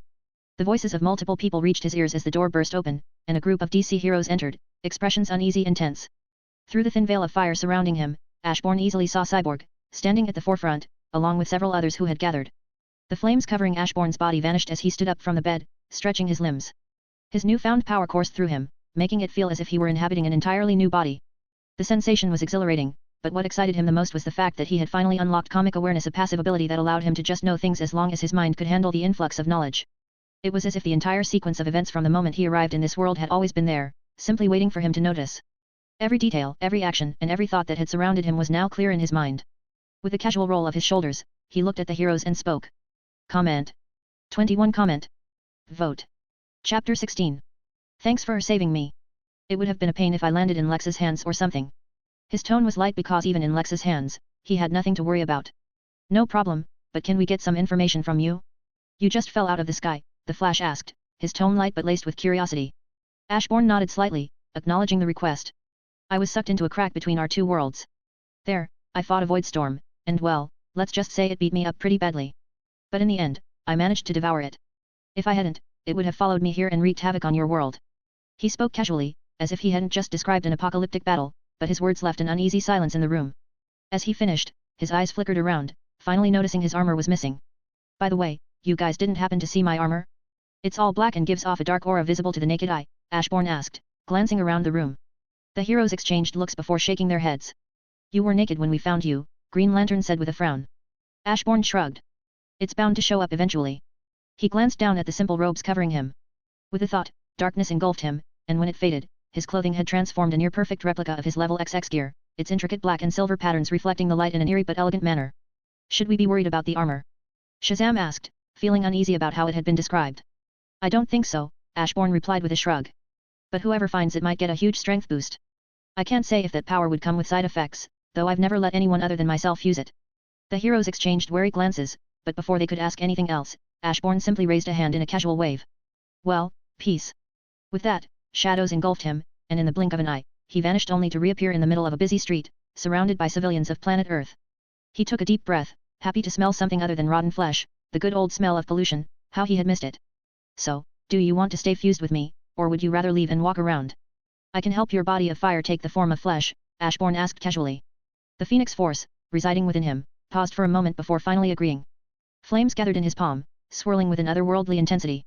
Strangely, no one around them seemed to notice, as if Ashbourne were invisible, his presence slipping past their awareness like a shadow in the wind. On his palm, the Phoenix Force erupted, forming a swirling fire tornado that quickly dissipated. In its place stood a woman, her hair catching the light like living flames, shifting between fiery hues as the sun hit it just right. She was breathtaking, a beauty that could rival even the goddess of love herself. She floated inches above Ashbourne's palm before gradually descending to the ground. The moment her feet touched the surface, her expression twisted in discomfort, her hands instinctively flying to her throat. Struggling to breathe, she gasped as panic flickered in her eyes. As the Phoenix Force, she had never needed air before, a concept so basic that even a newborn instinctively mastered it was now an unfamiliar, overwhelming hurdle. Ashbourne simply placed his palm on her head, transferring the necessary knowledge for her to perform the most basic tasks required to live. He had assumed she would have instinctively known how to breathe. After all, most of her hosts had been mortal and required air. But then again, she was the Phoenix Force, an entity beyond such trivial concerns. Why would she ever bother to retain such insignificant knowledge?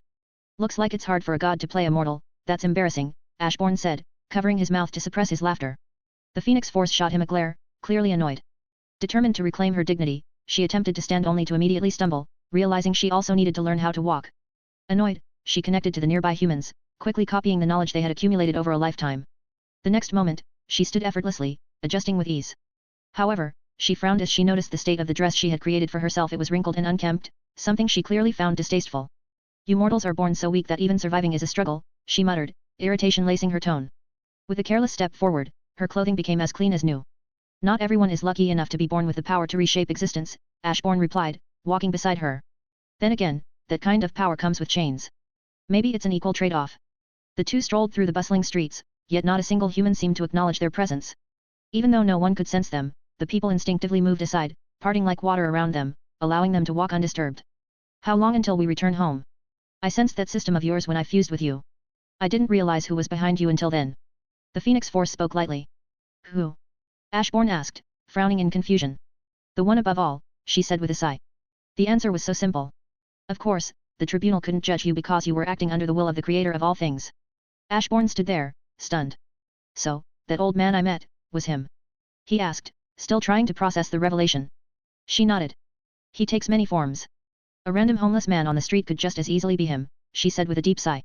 So, now that you've grasped the death of this world, how long until we can return to our own? The system said it's charging, and once it's ready, we can go back, Ashbourne replied, stretching his arms. Until then, I want to relax and find my gear first. I'd be lying if I said I wasn't curious to see what would happen if someone else equipped it. Then we should find a nice place to call home for the time being. We should also get IDs and everything else. We might as well go all out playing mortal, she said, to which Ashbourne paused for a moment. But you need a name. Ren? Hannah? Ember? That's the best my naming skills can offer. He said lightly. I will be known as Ember Fireheart, she decided. I think it fits me well. Ember can mean spark, and I'm essentially the heart of our world. So, I'm the spark of creation in its heart. Ashbourne raised a brow, wondering if he should start putting that much thought into naming things. Shadow Life Giver. I control shadows and give them life, Ashbourne said, looking at her for approval. Ashbourne will do, she replied with disdain, unimpressed by his naming skills. She had seen enough of his attempts to know better than to let him try again. Ignoring him, she turned her attention to the world around them, her curiosity piqued. This place was filled with unique forces, unlike anything found in their own world, and she was eager to explore. Comment. 27 Comment. Vote. Chapter 17. What's wrong? Batman's voice cut through the hushed tension in the watchtower. His sharp gaze moved over the gathered magic users, their unease evident. We sensed an overwhelming darkness, Dr. Fate said, golden energy swirling around his hands as he wove a spell, searching for traces of the anomaly. A presence unlike anything we've encountered before, but it vanished as quickly as it appeared. I tried to look into it, Zadara added, his voice uncharacteristically shaken. And something looked back. He swallowed, running a hand over his forehead, wiping away the cold sweat. Billions of eyes. Each one belonged to a being powerful enough to snuff out our entire universe with a mere thought. He hesitated as if saying the next part aloud might summon it back. But the strongest presence among them. It was beyond anything I could comprehend.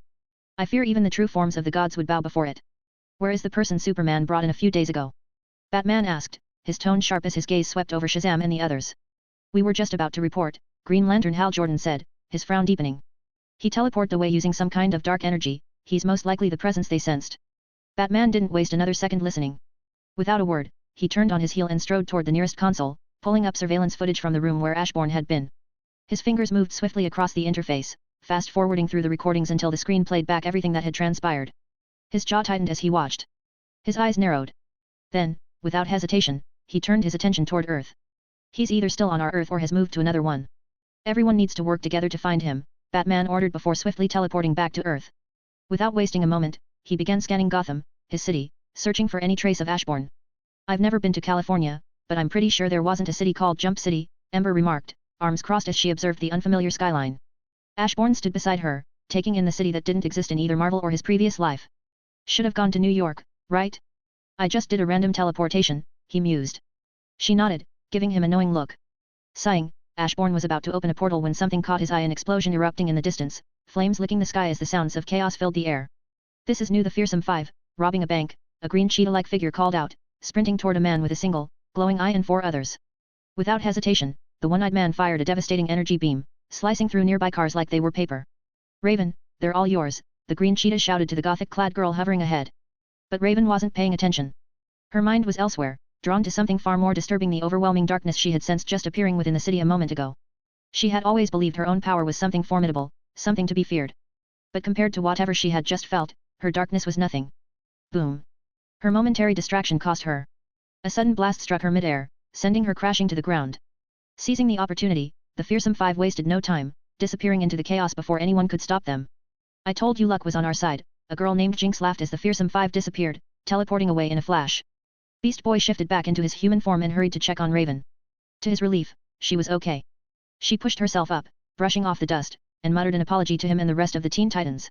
But before she could explain what had happened, her head suddenly snapped toward a distant point where Ashbourne stood. Meanwhile, Ashbourne stood unfazed, deep in thought. Now that I think about it, we need IDs, money, and a few other things, he mused aloud. With that, he stepped into his own shadow, which swirled in front of him, forming a portal straight to New York.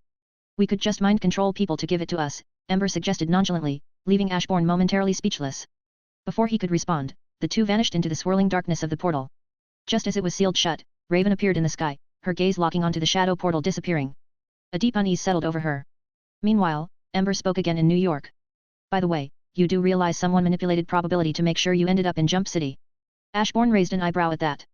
Ha, didn't even notice, he said with a shrug. Guess they were too weak to register. After all, his teleportation had been completely random. Whoever had interfered was barely worth his attention. Let's find a rich villain or something. Lex Luthor would do. I'm sure he'd be willing to part with a few $1 billion for the right price, Ashbourne said casually. Ember tilted her head, tapping into her cosmic awareness to pull up everything she could about Luthor. And what exactly are you planning to sell to that foolish human, she asked, intrigued. Ashbourne smirked. Good question. How about hair?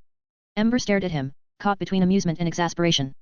That reminds me, when we get back to our world, I want to sacrifice my eyes in exchange for wisdom, and I also want to hang myself on Yggdrasil to further boost my powers, Ashbourne said with a grin. He had planned to do it after dealing with the Void, but then he'd ended up in this new world. Ember raised an eyebrow, her expression unreadable. Why stop there? If you sacrifice your entire body in exchange for wisdom, you'll gain insight beyond comprehension. And if you don't just hang yourself from Yggdrasil, but let its roots pierce into you, you could obtain the purest form of rune magic. That would at least put you on equal footing with the true form of Null. She said it lazily as if it were the most obvious thing in the world. Ashbourne blinked. Wow, you really just said that like it was nothing. He chuckled, shaking his head. But still, his plans were set. Why Gotham?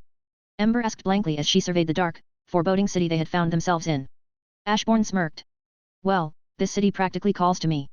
It's the perfect place for someone like me. Even in broad daylight, Gotham felt shrouded in eternal twilight, the shadows stretching unnaturally long as if resisting the presence of the sun. It was a city that seemed to thrive in darkness, and Ashbourne found that oddly fitting. Next chapter, Ashbourne vs the Dark Phoenix. Comment. 21 Comment. Vote. Chapter 18. In a way, Ember mused, glancing around, this world is more peaceful than the earth we left behind. Yet, our world has all the action packed into New York. It's like every villain there only has eyes for that city, which is pretty stupid if you ask me, Ashbourne said casually. Let's make a plan for what we're doing here.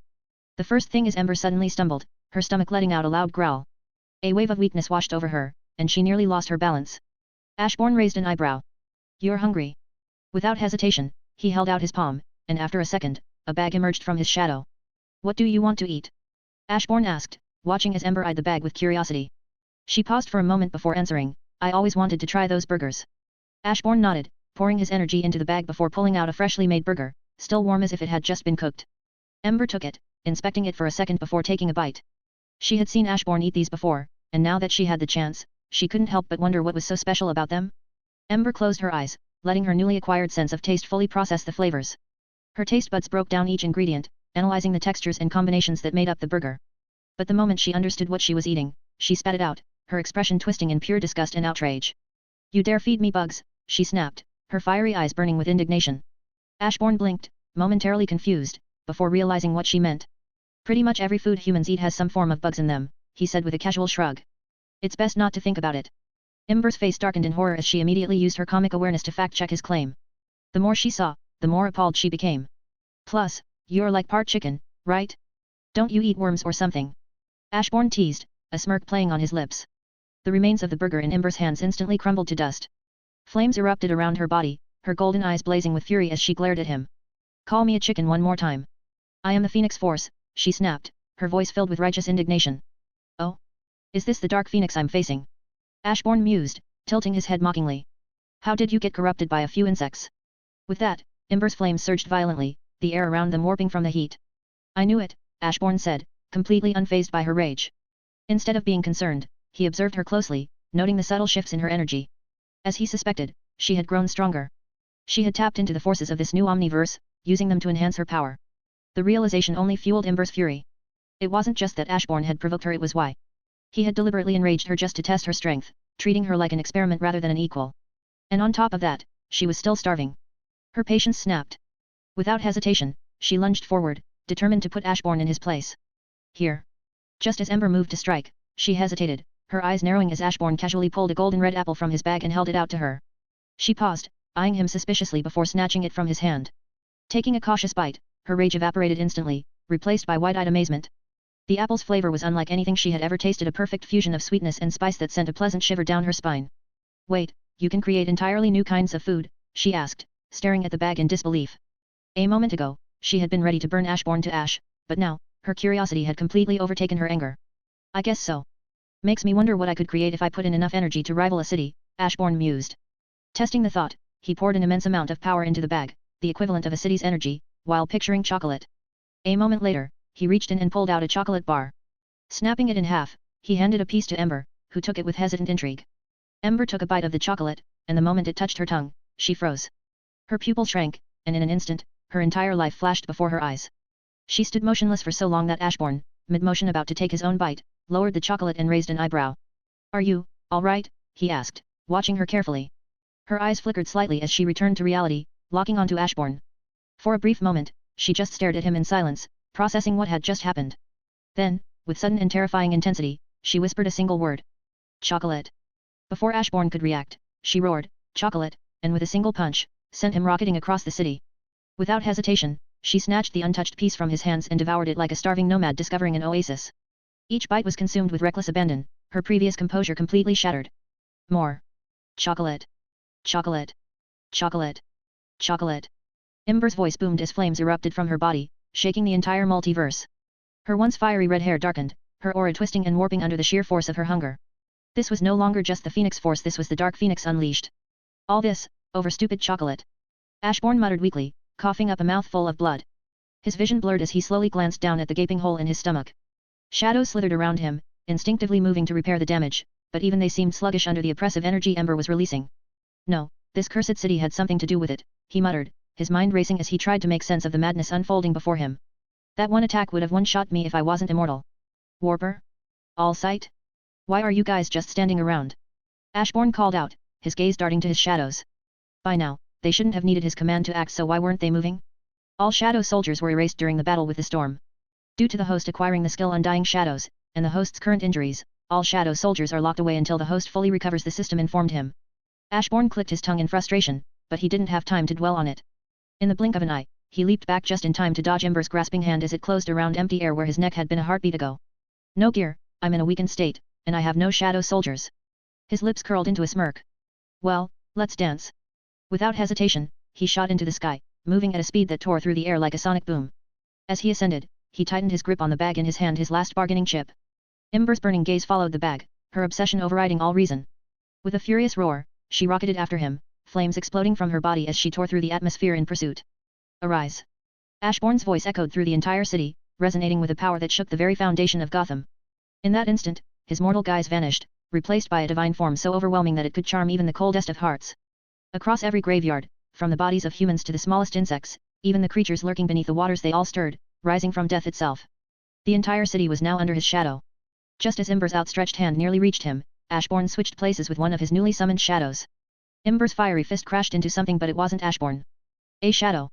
More specifically, the shadow of an ant. Ember's eyes widened in disbelief as the tiny creature, an insignificant insect in life, effortlessly caught her punch.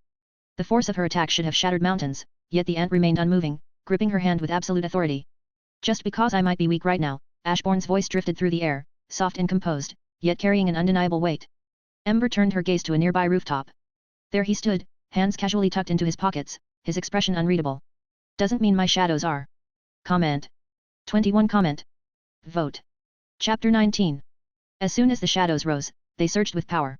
Even in his weakened state, Ashbourne's mastery over the Shadow Monarch force ensured that his shadows would stand far above his current strength.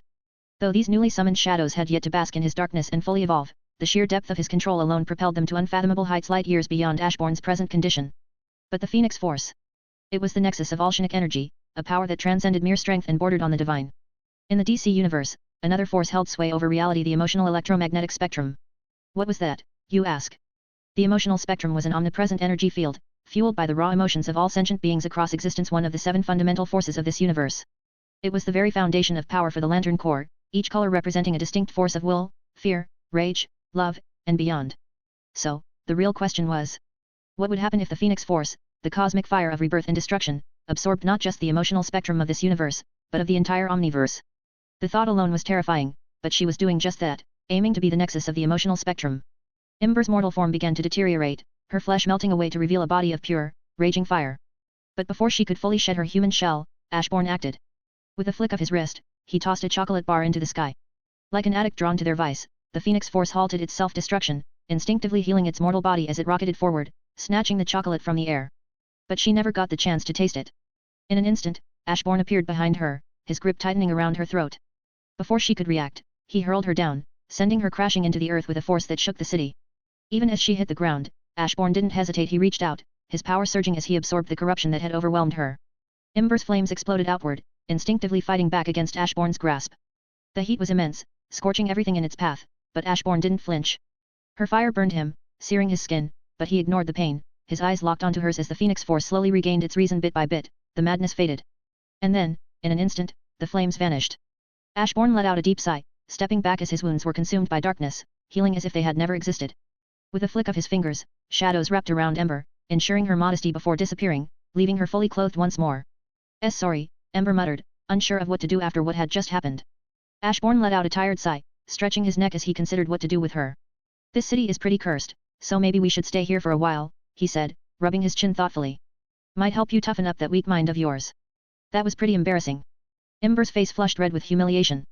Remembering how she had gone feral over chocolate made her want to disappear into the void. Luckily, you were stupid. This was the first time one of my plans actually worked, Ashbourne said with a grin, crossing his arms. I brought back every lifeless body in the city and had a single ant block your attack just to give you the illusion that all of my shadows were insanely overpowered. In reality, they were only planetary level at best. He smirked, clearly pleased with himself. With sheer numbers and that one ant's strength, you assumed you had to go all out. But mid-transformation, you completely threw logic out the window and lunged at a chocolate bar instead while your body nearly burned itself away from the backlash. That's the first time a plan of yours actually worked, good for you, Ember said with a downcast look. She knew Ashbourne was terrible at making plans. His intelligence stats seemed more focused on strengthening his mind and learning capabilities rather than strategic thinking. And now, that fact stung even more, another blow to her pride. Don't be so down, Ashbourne said with a light smile, lowering his overwhelming charm once more. This city is the perfect place for you to train. No one is perfect, and your only flaw is that you've allowed yourself to feel human emotions without knowing how to control them. He extended a hand toward her, and after a moment's hesitation, Ember took it. So, let's start training. Ashbourne said, stretching slightly before his gaze shifted upward. But first, we should deal with our guests. Ember followed his gaze, her expression hardening as she took in the sight above them. The sky was filled with figures, dozens of them, their silhouettes stark against the daylight. The Justice League had arrived. Their presence carried weight, an unspoken challenge that hung heavy in the air. I wonder if they recorded all of that. Ashbourne mused, a smirk playing at his lips. Ember shot him a death glare but didn't bother wasting her energy on a response. Instead, she turned her attention to the figures above, feeling out their power. Most of them weren't a concern, but one stood out, the embodiment of hope, Superman. His strength wasn't static, it fluctuated depending on what he faced, adapting to the challenges before him. In a way, he was the keystone of this omniverse, a central figure in its story. And Ember could sense it. Marvel had its share of beings who could manipulate the plot, but this was different. This was the universe itself favoring its champion. What? Before Ember could finish her sentence, Ashbourne swiftly covered her mouth, already sensing she was about to say something rude. Her response was immediate. She bit down on his hand. Ah, damn it! Ashbourne hissed, shaking his hand as a sharp sting shot through it. Instinct nearly had him swinging a punch at her, but Ember dodged effortlessly, floating just out of reach with a smug look. Last I checked, chickens didn't have teeth, Ashbourne muttered, flexing his fingers. Flames erupted around Ember in response, her glare searing hotter than her fire. But Ashbourne simply turned away, dismissing her anger entirely, something that, of course, only infuriated her more. So, what does the Justice League want with us? Ashbourne asked with a light smile, casually sizing up the heroes hovering above them. Hal Jordan narrowed his eyes, his green aura flaring slightly as he flew closer. Who is she, and how was she able to interfere with the emotional spectrum? He demanded, his voice carrying an edge of wariness. What did you do? I don't want omniversal-level beings knocking on my door, Ashbourne said with a frown, his arms crossing as he eyed Ember. She sneered, flipping her hair back with a haughty smirk. I'll just burn them to ash, she said arrogantly, as if the idea of facing such beings was nothing more than a minor inconvenience. With every moment, she was growing stronger. Soon, she would become the true nexus of Alchinic energy in this omniverse. Says the chicken who just got corrupted over chocolate, Ashbourne said with clear disdain. That was it. Ember snapped. Comment. 24 comment. Vote. Chapter 20. Says the chicken who just got corrupted over chocolate, Ashbourne said with clear disdain. That was it. Ember snapped. She vanished in a flash of fire, her fist rocketing toward Ashbourne's face. But just before impact, his shadow surged from the ground, forming a barrier between them. The force of her attack was swallowed whole, vanishing into the infinite darkness as if it had never existed. Ember's eyes widened in shock. She tried to yank her hand back, but the shadow moved, wrapping around her like living tendrils. The darkness coiled around her limbs, pulling her in. Instinct screamed at her to fight, but after a second, she stopped resisting. She had realized something. So, instead of struggling, she allowed herself to sink into Ashbourne's shadow, disappearing without a trace.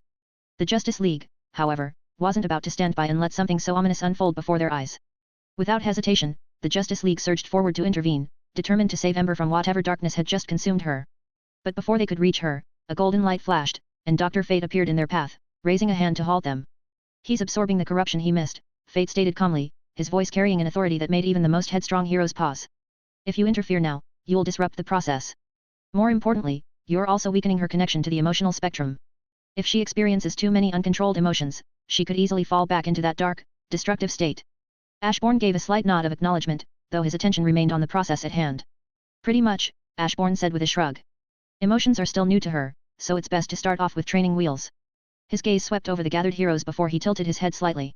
So, what do you guys want?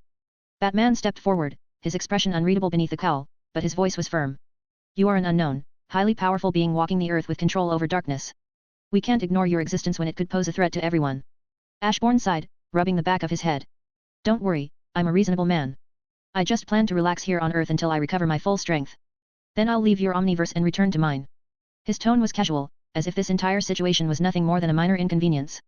I'm afraid we can't just take your word for it, Superman interjected, his voice firm but not hostile. You may not have ill intentions, but your power alone makes you a concern. And the girl in your shadow, she lost control and destroyed an entire city block without even meaning to. We need to ensure she's safe to walk among the people here. I understand where you're coming from, Ashbourne said with a sigh while turning to leave. But I just don't want to. I spent months in a universe overrun with zombies, only to step out and fight the pawn of the ruler of the primordial void. Then I had to take on the void's ruler himself, survive an attempted assassination by its will, and watch it clash with the embodiment of the laws of my omniverse. And after all that, I somehow ended up here. He stretched his arms lazily. So, forgive me if my top priority right now is relaxing, and staying far away from all of you is step one. With that, he turned on his heel, waving a dismissive hand over his shoulder. I'm going to get an ID. See you guys never. We can help you settle on Earth. Just answer a few questions, and you'll have everything you need by tomorrow, Batman said. Ashbourne paused for a long moment before replying. Okay, 5 questions. Batman hesitated briefly before asking, when you awakened, our magic casters sensed numerous powerful eyes within your darkness. Are they connected to how you reanimated lifeless bodies across Gotham as shadows? Ashbourne gave a slight nod. Are they under your complete and absolute control? Batman asked. Ashbourne paused for a moment before answering. Yes, but they have free will. Batman's eyes narrowed. Who is that girl in your shadow? Ember, Ashbourne replied calmly. I can't go into more detail. I have no interest in attracting the attention of some omniversal being here. A phoenix with a unique connection to the emotional spectrum so powerful that if her existence were known to the right beings, they would come looking for her. Batman pieced the information together. Ashbourne had called her a chicken, and she'd been offended. That alone made it obvious she was a phoenix. Are you being corrupted by the corruption you absorb? Batman asked. Ashbourne simply shook his head. Nope. I was told my soul is far too clean for someone who bathes in darkness. I guess that's a good thing, Ashbourne said lightly. Batman glanced at the magic casters nearby, and they all gave a confirming nod. Ashbourne was telling the truth. I'll save my last question, Batman said before stepping into the darkness and vanishing. Well, it would have been cool if Ashbourne couldn't see him perfectly, even in the shadows. I'm willing to pay for a nice mansion, immortality, bringing the dead back to life, whatever you want. Name it, and I can make it happen. I was going to go to Lex, but you'll do, considering how rich you are, Ashbourne called out, making Batman pause and turn back to him. You'd work with Lex? Batman asked, frowning. Sorry, but the whole hero and villain concept doesn't interest me. Think of me as a neutral party, someone who acts only by his own rules. Ashbourne smirked. Oh, and that was your 5th question. Batman's eyes narrowed. A mansion is only worth a few million, nothing too extravagant. That's about equal to what, exactly? Ashbourne mused, tapping his fingers against his arm as he searched for something of equivalent value. He peered into his shadow, sifting through countless items like a merchant digging through a bottomless bag. After a few moments, his eyes lit up, and with a smirk, he reached in and pulled out a worn but undeniably advanced suit of armor. This, he said, holding it up with a slight flourish, is the Model 2. It used to belong to a genius, until he turned into a zombie, anyway. It's a bit banged up, but come on, tech from another world's top mind has to be worth more than just a few million. He gave the suit a solid slap, the metal ringing dully under his hand. This thing can obliterate tanks, outspeed missiles, and do a whole lot more. With a bit of tinkering, I'd say it could take your capabilities to the next level. You have better ones? Batman asked, stepping out of the shadows for a closer look at the armor. His eyes flicked toward Cyborg, who was already trying to scan it, before shifting back to Ashbourne. Yes, sir, Ashbourne replied smoothly. I've got Model 3, Model 4, all the way up to Model 37. He let the words hang for a moment before continuing. Now, Model 37, that one's a little too good. It's called the Bleeding Edge armor. With a casual wave of his hand, he brought out all of the armor, but the one almost everyone looked at was the sleek, advanced suit, its metallic surface shifting with an almost liquid fluidity. This beauty has more than enough power to wipe out a planet, Ashbourne said, his tone almost playful. Best of all? It's made of nanotech. It can rest under your skin, just a thought away from activation. He grinned. The going price? A modest $9.2 trillion. What about this one? Batman asked, his gaze settling on the massive Hulkbuster armor. Comment. 27 comment. Vote. Chapter 21. What about this one? Batman asked, his gaze settling on the massive Hulkbuster armor. Ashbourne smirked. Sharp eyes.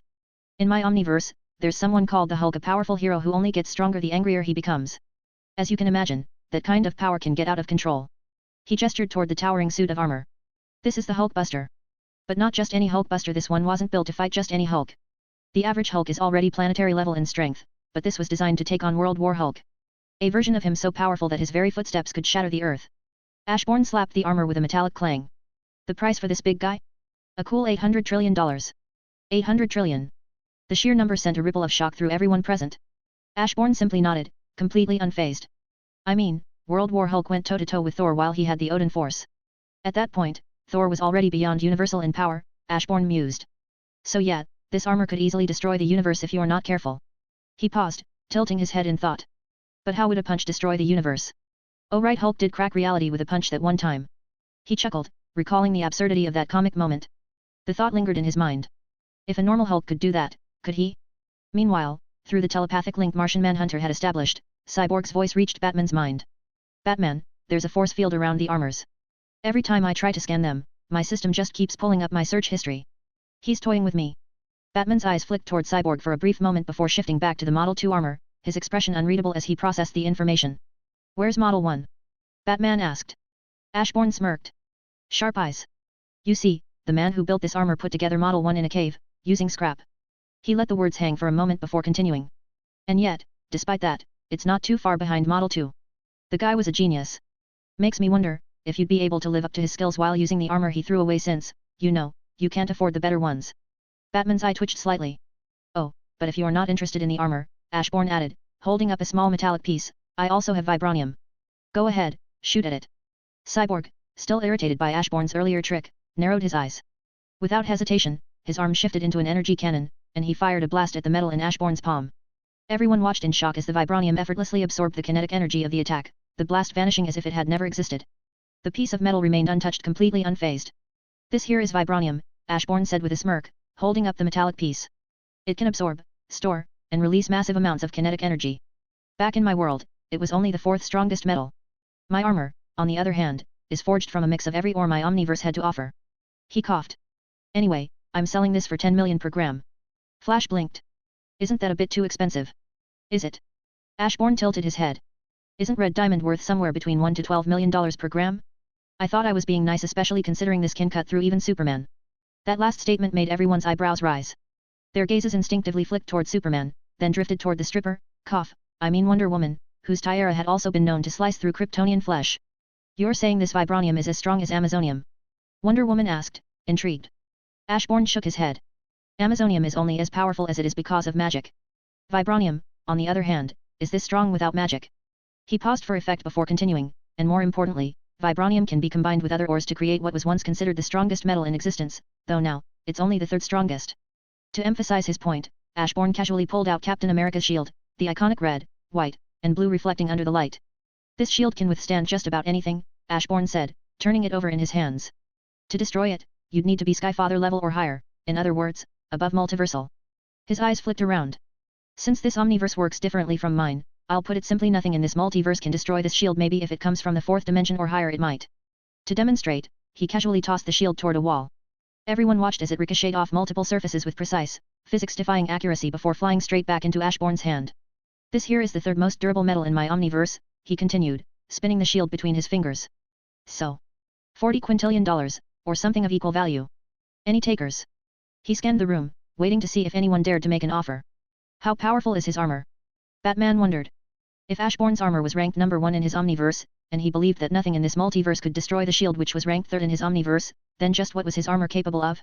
I'll take 10 grams of vibranium in this armor, Batman said, his voice steady. I'll have the money delivered to you by tomorrow. Without hesitation, Ashbourne retrieved 10 grams of vibranium and handed over the Model 2 armor, allowing Batman to walk away with his purchase. Wonder Woman watched him leave before turning back to Ashbourne, raising an eyebrow. You're not afraid he won't pay you back? If he doesn't pay me back, I'll just kill him and take my stuff back, Ashbourne said with a light smile, as if it were the most natural thing in the world. The group tensed. Eyes narrowed at him, not in fear, but in sharp scrutiny. The casual way he spoke about taking a life didn't sit well with most of them. In your omniverse, do the heroes kill? Flash asked, his tone cautious. Ashbourne tilted his head in thought for a moment before answering. Many follow a no-kill rule, but when they have to, they will. In fact, a lot of them wouldn't hesitate to eliminate villains deemed too dangerous for humanity. He glanced toward Batman. So yeah, the Joker? He would have been dead a long time ago, mental illness or not. His gaze swept across the room, reading their reactions. Some heroes even end up killing innocents not because they want to, but because their powers are uncontrollable. He shrugged. In a way, my omniverse is stronger than yours. It's willing to make the hard calls instead of letting the fear of crossing that line dictate everything. They don't let the idea that killing once makes it easier to kill again control them. He said it all so lightly, but the weight of his words settled heavily in the air.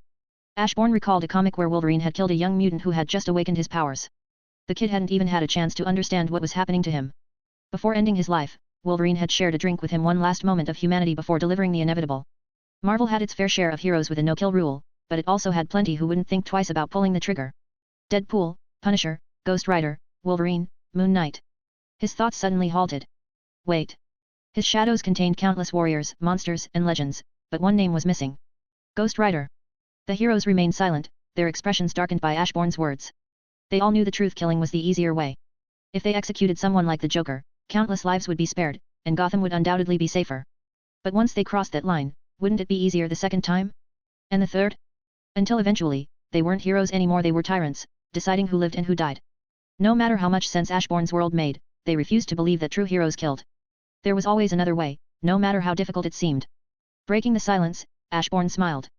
So, where am I sleeping? It'd be rude to let your guests spend the night on the streets. Comment. 16 Comment. Vote. Chapter 22. A/N, for this chapter and the following chapters, I kept erasing and trying something new. If you guys find yourselves having a hard time living it, I'm here to point out it was me powering through writer's block. Also, I plan to only have 2 people in the harem, which is why MC came to DC for Raven. But on second thought, I realize that you guys might not like simply 2 harem members. I honestly don't care who joins, MC isn't much of a hero, so even NTR is on a table. Then again, the Human Torch and a few other heroes do go around doing such things, so it would be nothing new. To those who don't know, there was this one comic that had the Human Torch sleeping with Doom's girl.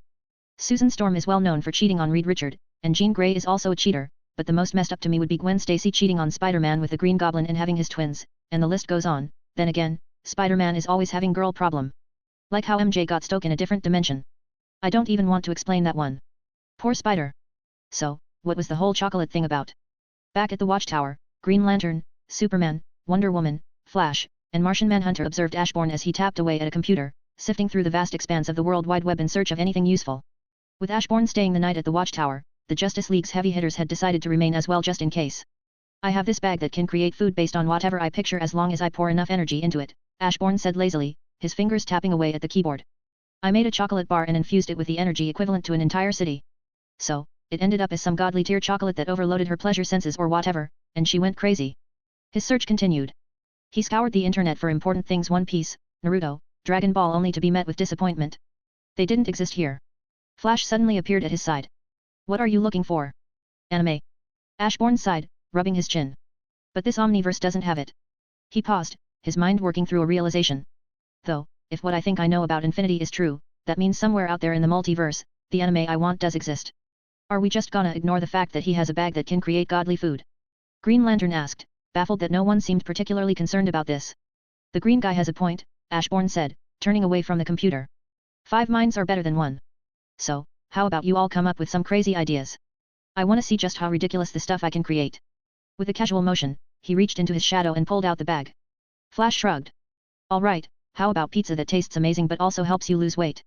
Ashbourne gave him an approving nod, as that was a smart idea. Without hesitation, he reached into the bag, focused for a moment, and then pulled out a pizza box, placing it on the table in front of them. No way, Hal muttered in shock. His ring had scanned the pizza, and sure enough, it was exactly what Flash had asked for: a delicious, weight-loss-inducing masterpiece. The room fell into stunned silence before chaos erupted. One by one, wild food ideas were tossed around, ranging from the bizarre to the outright ridiculous. Even concepts beyond food, like potions that granted temporary buffs, were suggested just to see if the bag had any limits. As the excitement settled for a moment, Ashbourne leaned back and asked casually, how long have you guys even been part of the Justice League? Oh, we came together about a year ago when Darkseid attacked, Flash answered. After that, we started bringing in new members until we got to where we are today. Ashbourne nodded in understanding, filing away that piece of information. So, you guys haven't faced beings like Doomsday? Ashbourne asked. The group exchanged glances, their expressions unreadable. The name didn't seem to ring a bell for any of them. That caught Ashbourne off guard. Did Darkseid himself attack? He asked, narrowing his eyes. They shook their heads. No, just his army, Superman answered. We managed to push them back before he could arrive. Superman suddenly frowned. Wait, I thought you didn't know about this world. His gaze locked onto Ashbourne, suspicion creeping into his voice. That's a secret, Ashbourne said casually. By the way, is Cyborg part of the Justice League or the Teen Titans? He's a temporary member of the Justice League. He's not old enough to join officially, Flash explained. The conversation continued, with Ashbourne learning more about the League. They were still relatively new, but over the past year, they had gathered heroes from all over the world. They had faced many dangerous threats, but nothing they couldn't handle. For now, Earth had been at peace. So when Ashbourne suddenly appeared, they were all quick to react. So, do you have a girlfriend or something back home? Flash asked, breaking the silence. With things getting dull, his curiosity got the better of him. Nope, Ashbourne replied without hesitation. I was never the handsome type. He glanced at Superman. Especially with guys like him running around. Hard to compete when someone looks like God took extra care of them when they were in the oven. Sure, Ashbourne had a high charm stat, but as far as he could tell, it had zero effect on his looks. At best, it probably boosted his persuasion, social manipulation, and mental resistance. But his actual appearance? Clearly beyond even the system's ability to improve. Otherwise, why weren't zombies bad as throwing themselves at him? Not that he wanted that, of course he was just being honest. He was so ugly that even the undead didn't find him attractive, and he'd made peace with that. He liked to think he looked like Sung Jinwoo, but deep down, he knew that might just be wishful thinking. And that was fine. He wasn't here to win beauty contests, he was just grateful for everything he. Flash, Superman, and the rest of the group stared at Ashbourne with blank expressions. They had never seen someone so absurdly handsome talk about not being handsome before. Ashbourne wasn't just good looking, he was easily one of the most attractive people they had ever seen. And yet, here he was, claiming otherwise, even comparing himself to Superman. How was Superman supposed to feel about that? What? Ashbourne frowned, displeased by their looks. They were staring at him as if he were some hideous creature. If they wanted to test him, he'd fight them. Just because he'd made peace with his looks didn't mean he was about to take this disrespect lying down. And nothing, Flash stammered, struggling to find a response. He glanced around at the others, hoping for backup, but they all seemed just as awkward. I think you're handsome, Wonder Woman said casually. Ashbourne, who had just lifted a slice of pizza to his mouth, froze mid-bite. How exactly was he supposed to react when his childhood crush called him handsome? Sure, she was probably just saying it to cheer him up, but still. Before he could say anything, the room suddenly grew hot. Ashbourne's gaze slowly shifted toward his shadow. A hand emerged, fingers curling over the edge like a predator creeping into the light. Ember pulled herself free, her glowing eyes locking onto Wonder Woman almost instantly. Ember and Wonder Woman locked eyes, the tension in the room thick enough to cut with a blade. Meanwhile, Ashbourne stared at Ember, utterly speechless. Did she really hate him that much? Enough to react this strongly to someone giving him a half-assed compliment out of pity? For a moment, he genuinely didn't know how to respond. He had always thought he and Ember were close, like those friends who were constantly bickering but, deep down, were inseparable. But now, he wasn't so sure. Did Ember not see their relationship the same way? Were they actually friends, or what? She was just being nice. It's not like she even meant the compliment, Ashbourne said with a frown. Ember froze, her gaze snapping back to him. She opened her mouth to say something, but the displeasure in Ashbourne's eyes made her pause. He had completely misunderstood the situation. I wasn't trying to be nice. I state facts, Wonder Woman declared. Without warning, she drew her sword and pointed it straight at Ashbourne. Ashbourne blinked, stunned. Up until now, Wonder Woman had been mostly quiet, watching things unfold rather than getting involved. Now she had a blade to his face for what? To force him into believing her? What kind of hero was this? And more importantly, how was crime even still a thing if she was out here handling things like this? Comment. 21 Comment. Vote. Chapter 23. Thank you, Ashbourne said, though he wasn't entirely sure how to react. Apparently, the quiet ones weren't to be trusted, they had secret personalities just waiting to explode. I ask you out on a date, Wonder Woman declared. Ember's fists clenched, her glare intensifying. Ashbourne barely registered it, his mind was still catching up. A date? With Wonder Woman? Why on earth would he say no to that? Wonder Woman. Superman's voice was firm as he shot her a look. Wonder Woman hesitated, then blinked as if snapping back to reality. With a quiet sigh, she sheathed her sword and sat down, her gaze lowering to the floor. Ashbourne frowned, glancing around, trying to make sense of what had just happened. 1 second, she was holding him at sword point, the next, she was asking him out, and now she looked embarrassed. Before he could dwell on it, Ember grabbed his hand. We should leave, she said, her tone sharp. Ashbourne didn't resist. He wasn't about to sit around and let this turn into some weird spectacle at his expense. And as you could see, he had incredible self-control, choosing to leave when the battle wasn't worth it. We can find another place to stay, Ember said with a smirk, throwing a pointed look at Wonder Woman. Wonder Woman's fists clenched, but before she could react, Ember teleported away, taking Ashbourne with her destination unknown. Of course, the League immediately moved to track them. Meanwhile, Superman's gaze lingered on Wonder Woman. Why had he called out to her earlier? Because he had to remind her Ashbourne wasn't fully trusted. It wasn't smart to get involved with someone who could very well become their enemy tomorrow. Wonder Woman understood that, but still. Ashbourne was just too handsome. If Superman were gay, he'd get it. But thanks to Ashbourne's charm being naturally suppressed, its strongest effect was on those already attracted to his gender. Hell, be around him long enough, and you might start questioning things yourself. From the moment Wonder Woman laid eyes on Ashbourne, she was shocked. His beauty was something even the goddess of beauty would envy. But at first, it was just that she admired his looks, nothing more. That changed the moment he started talking. When Ashbourne spoke, everyone listened. His presence was impossible to ignore. Still, for the longest time, she had assumed he and Ember were a thing. That was, until Ashbourne casually mentioned that he had never been in a relationship because he genuinely believed he was too ugly. And at that moment, she just couldn't help herself. Men and women weren't so different. How would a man react if she heard that a woman she liked had never been in a relationship because she thought she was ugly? He'd immediately try to shower her with compliments, reassuring her that she was beautiful. Wonder Woman had done the exact same thing. What she hadn't expected was Ember's reaction. But she didn't care. So what if she had a love rival? She was willing to fight for Ashbourne, give it everything she had. That was, until she remembered that Ashbourne might one day become their enemy. Still, it was impressive how quickly she managed to snap herself back to reality. So, where do you plan for us to stay? Ashbourne asked with a blank expression as he followed Ember. He couldn't help but notice that their destination looked familiar. Was that the White House? The gates swung open on their own, and the guards bowed slightly in greeting. It seemed Ember's mind control was in full effect. I'm going to take the easy route, Ember replied, casting a peculiar glance at Ashbourne. Also, shouldn't you start resting? You're bound to attract trouble. What do you mean? Ashbourne asked, genuinely confused. You don't feel it? Ember asked, her expression growing more serious. The primordial void of this omniverse slowly trying to pinpoint you within the light we're in. Ashbourne paused, then focused. The moment he did, his face paled. He felt it an all-seeing eye scouring creation, searching for him. He quickly pulled his senses back, heart pounding. If he lingered for even a moment longer, it might help the darkness find him. New mission, get ready. Objective, you destroyed the hero's plot armor by suddenly appearing. The darkness will come at the light with its full might. Prepare yourself. Reward, extreme recovery. Punishment, you will not be ready to face it. Time limit, 10 years. Hint, you would need more than 1 billion years to fully recover your strength. It would be wise to gain allies within the light to combat the darkness. Once the system deems you minimally prepared, the quest will be marked as complete. Hint 2, the Justice League across the multiverse, and even higher dimensional beings, could be invaluable allies, shadow or not. Hint 3, you can ignore the mission, as in 1 year you can return to Marvel. New mission, I'm now your leader. Objective, convince the world's leaders without using mind control to make you the leader of the Justice League.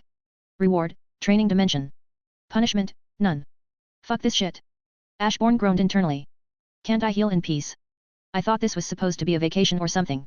Fuck. His eyes lingered on the previous quest reward, extreme recovery. It looked too good to pass up. But did he really want to bother with this world?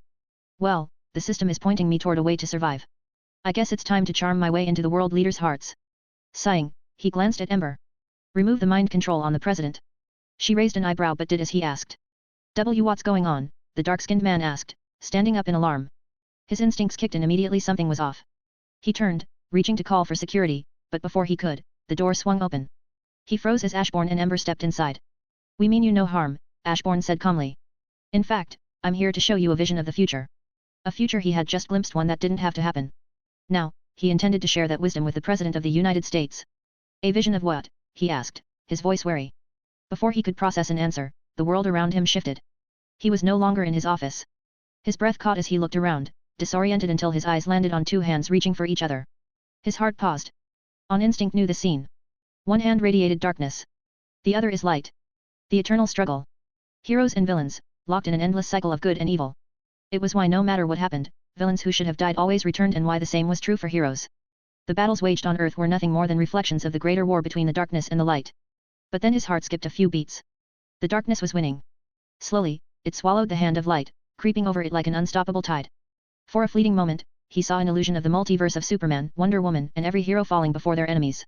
Some perished, others met fates far worse. And in the end, the light was gone. Snuffed out. Never to be seen again. The president collapsed into his seat, his body rigid with horror. He had just witnessed the end of creation itself. His gaze snapped to Ashbourne, who stood calmly beside him. Before he could even form a question, Ashbourne spoke. As you saw, the battles here on Earth are merely reflections of the greater war taking place beyond. Ashbourne's voice was calm, steady. If enough of these reflections show that we are winning, then it means the light is pushing back the darkness. The president's eyes went blank for a moment as the realization sank in. Then, slowly, he stood. Ashbourne met his gaze. I want to lead the Justice League because with my skill set, creation wins. The president hesitated, doubt flickering in his expression. How can I trust anything you just showed me? Because what you are feeling right now is real, Ashbourne said, his voice steady. We all originated from that light, you know that instinctively. I didn't have to tell you. Everything you saw, everything you felt, came from something deep inside you. Your core is shaking in fear because it knows the truth. The president had no response. Because, it was true. At least, that's what he felt. Ashbourne took a step closer. I could warp reality. I could force my way into leading the Justice League. But that would go against my goal to save existence, not dominate it. He extended his hand. Put your faith in me. The president hesitated for only a second before gripping Ashbourne's hand, shaking it firmly. Of course, Ashbourne's charm had already taken effect. Even in its suppressed state, mortals found it nearly impossible to resist his words. Hell, given enough time, he probably wouldn't have needed the vision at all. Comment. 19 Comment. Vote. Chapter 24. A/N, yes, the MC has cosmic awareness, but it doesn't mean he would know of every small thing like what a person is feeling, or what is on the internet. Think of cosmic awareness as the Google of the gods. Use that some gods can search for anything and get the answer to anything they want, while others can only search for stuff and get the answer to huge things that can't be hidden. What's with the sudden, out of the blue call? Flash asked as he arrived at the Hall of Justice, the last to show up. For the fastest man alive, it was almost embarrassing that even Batman had beaten him there. The world's presidents have come together to push someone as the leader of the Justice League, Hal explained, his frown deepening. We can't fight it if we do, they'll threaten to strip us of our right to be heroes. They had been busy searching for Ashbourne, but now they had to deal with this nonsense. What? Flash's eyes widened in shock. The news was way too sudden and out of nowhere. His gaze immediately shifted to Martian Manhunter, suspecting mind control. But Jayon shook his head. He had already checked and found nothing. We're not seriously going to accept this, right? Flash asked, looking around at the others. The Justice League currently operated under a council of 7 leaders: Batman, Flash, Superman, Wonder Woman, Hal, Aquaman, and Martian Manhunter. Each of them held equal standing in decisions regarding the League. And now, someone was trying to change that. Wonder Woman was a leader because she served as the bridge between Themyscira and the rest of the world. Aquaman, as the king of Atlantis, was the connection between the surface and the ocean's vast civilizations. Batman, Flash, Superman, and Martian Manhunter were keystones of the Justice League. Their presence and leadership formed the foundation of everything the League stood for. Hal, as a Green Lantern, was their link to the greater universe, balancing duties far beyond Earth's borders. And now, someone wanted to walk in, push them all aside, and take control. Just who had the world's leaders deemed worthy of wielding that much power? The 7 leaders of the Justice League stepped into the Hall of Justice, making their way to a secure meeting room. Inside, a wall of screens lit up, displaying the faces of world leaders from across the globe, all waiting for them. To their shock, even figures who had once rejected the League's involvement, like Queen Bee, who had outright banned them from her territory, were present. And she wasn't alone. African corrupt leaders, as well as some of the most powerful figures from the world's corrupt leaders, were also tuned in. This wasn't just a political meeting. This was something far bigger. To say everyone was shocked would be an understatement. Even Batman, the Master of Control, let his surprise slip for a brief moment before his expression hardened once more. Since everyone is here, I believe we should get to business. And just like that, the meeting began. The 7 leaders quickly found themselves completely suppressed, unable to push back with any countermeasures. Sure, they could refuse. But the choice was clear: either accept the decision, or the Justice League would be taken by force. They could walk away. They could leave the Justice League. But if they did, all superhero activity would come to an end. That included them using their powers as well. Who do you want to be the new leader? Batman, who had remained silent until now, finally spoke. His name is Ashbourne, Queen Bee said, her tone light as if the decision had already been set in stone. He spent the entire night traveling the world, speaking to all of us, and he convinced every one of us. I'm sure he'll show you exactly why we accepted, so we won't waste time explaining it. Her mind, however, seemed elsewhere, drifting toward thoughts of someone. The Justice League stood frozen. Too shocked for words. They exchanged glances, each searching for some kind of explanation, but none of them had one. And just like that, the meeting ended. They left the room, their faces marked with something they hadn't felt in a long time. A deep, unsettling uncertainty. Someone's in the watchtower, it's Ashbourne, Cyborg's voice came through their earpieces. Without hesitation, they moved. In seconds, they reached the teleporter in the Hall of Justice, and in a flash of light, they appeared in the watchtower. There, they found Ashbourne casually walking around, scanning the place as if it already belonged to him. What are you planning? Batman, without a hint of hesitation, strode straight toward Ashbourne. Ashbourne stopped, meeting his gaze, but said nothing. Instead, he raised a hand. And in an instant, they were thrown into the vision of a possible future. When it ended, and reality settled back around them, Ashbourne finally spoke. My arrival in this omniverse disrupted the balance between darkness and light, Ashbourne said. He let the words sink in before continuing. The best way to explain it, think of it like this: imagine the author of a story suddenly got distracted while writing. The story kept going, alive, but without the main characters having their usual plot armor. Batman's eyes narrowed. I accept that this is my fault, Ashbourne admitted. So, I intend to fix it. I'll lend a hand to help you all grow stronger, so that one day, you can face the darkness. He glanced around at them. And to do that, I figured becoming the leader of the Justice League would be the best approach. He paused, then tilted his head slightly. Any questions? How do you plan to lead the Justice League? Superman asked, his frown deepening. You 7 can continue running things as you have been, Ashbourne said casually. I'll step in when I see fit. He folded his arms. But you need to understand something, there's no plot armor anymore. That means, sooner or later, you're going to have to make the hard call taking a life. His gaze swept over them. The darkness is already moving to swallow the light. And what better way to do that than by pushing you cowards into it? He raised an eyebrow. They fell silent. They hadn't considered that. You're all weaker than the average soldier down on Earth, Ashbourne said, his tone almost bored. I wonder how many lives will be lost because you refuse to take one. He let the words hang in the air before shrugging. But we'll cross that bridge when we get there. Just expect things to get worse, villains will be sharper, and stronger. Expect your loved ones to be killed. Expect your so-called heroic ideals to be tested. His gaze swept over them. The rest of the multiverse is going through the same thing but worse. Because I'm not there. He tapped his temple.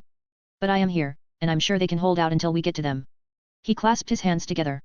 Any more questions? Batman's eyes narrowed. If this is a plan to push us into killing. Ashbourne sighed hearing his words, he couldn't help it and rolled his eyes. Do I look that bored? Ashbourne scoffed.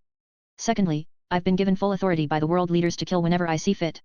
And I could extend that authority to all of you, but only when I see that you can handle the weight of taking a life. He suddenly snapped his fingers. Wait, never mind. I'll just give it to Wonder Woman. His smirk widened. She's got the balls to kill and still stay true to her beliefs. Unlike the rest of you. His faint, mocking laugh made their irritation spike. It's funny, really. The only woman here, and she's got more balls than any of you. Their expressions darkened. How couldn't they when Ashbourne was mocking them with something so serious as taking a life? Those who never took a life didn't understand just how easy it was to take a life.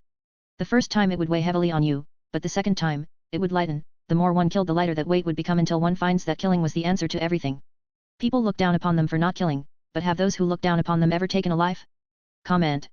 22 Comment. Vote. Chapter 25. Is what you said true? Superman finally asked, his voice tense. Without a word, Ashbourne reached into his shadow and pulled out a sleek black card. A license to kill valid anywhere on Earth. And yes, he had it made last night, personally signed by every world leader. Seeing the card, Superman fell silent. He had always stopped others and himself from killing for one simple reason, it wasn't his call to make.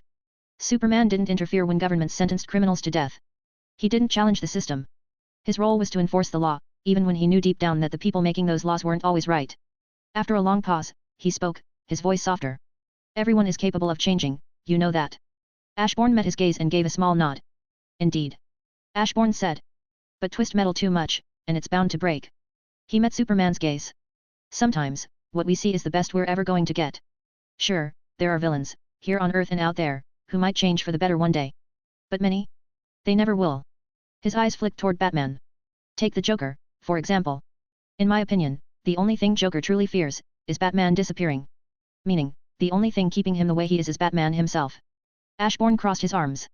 So, if you really want to save him, then Batman needs to disappear. Let an iron bit or something take his place. Batman's eyes narrowed. What are you saying? Die before Joker, Ashbourne said coldly. And the next time he's about to blow something up, don't show up. In fact, no one should. You're the reason that guy exists.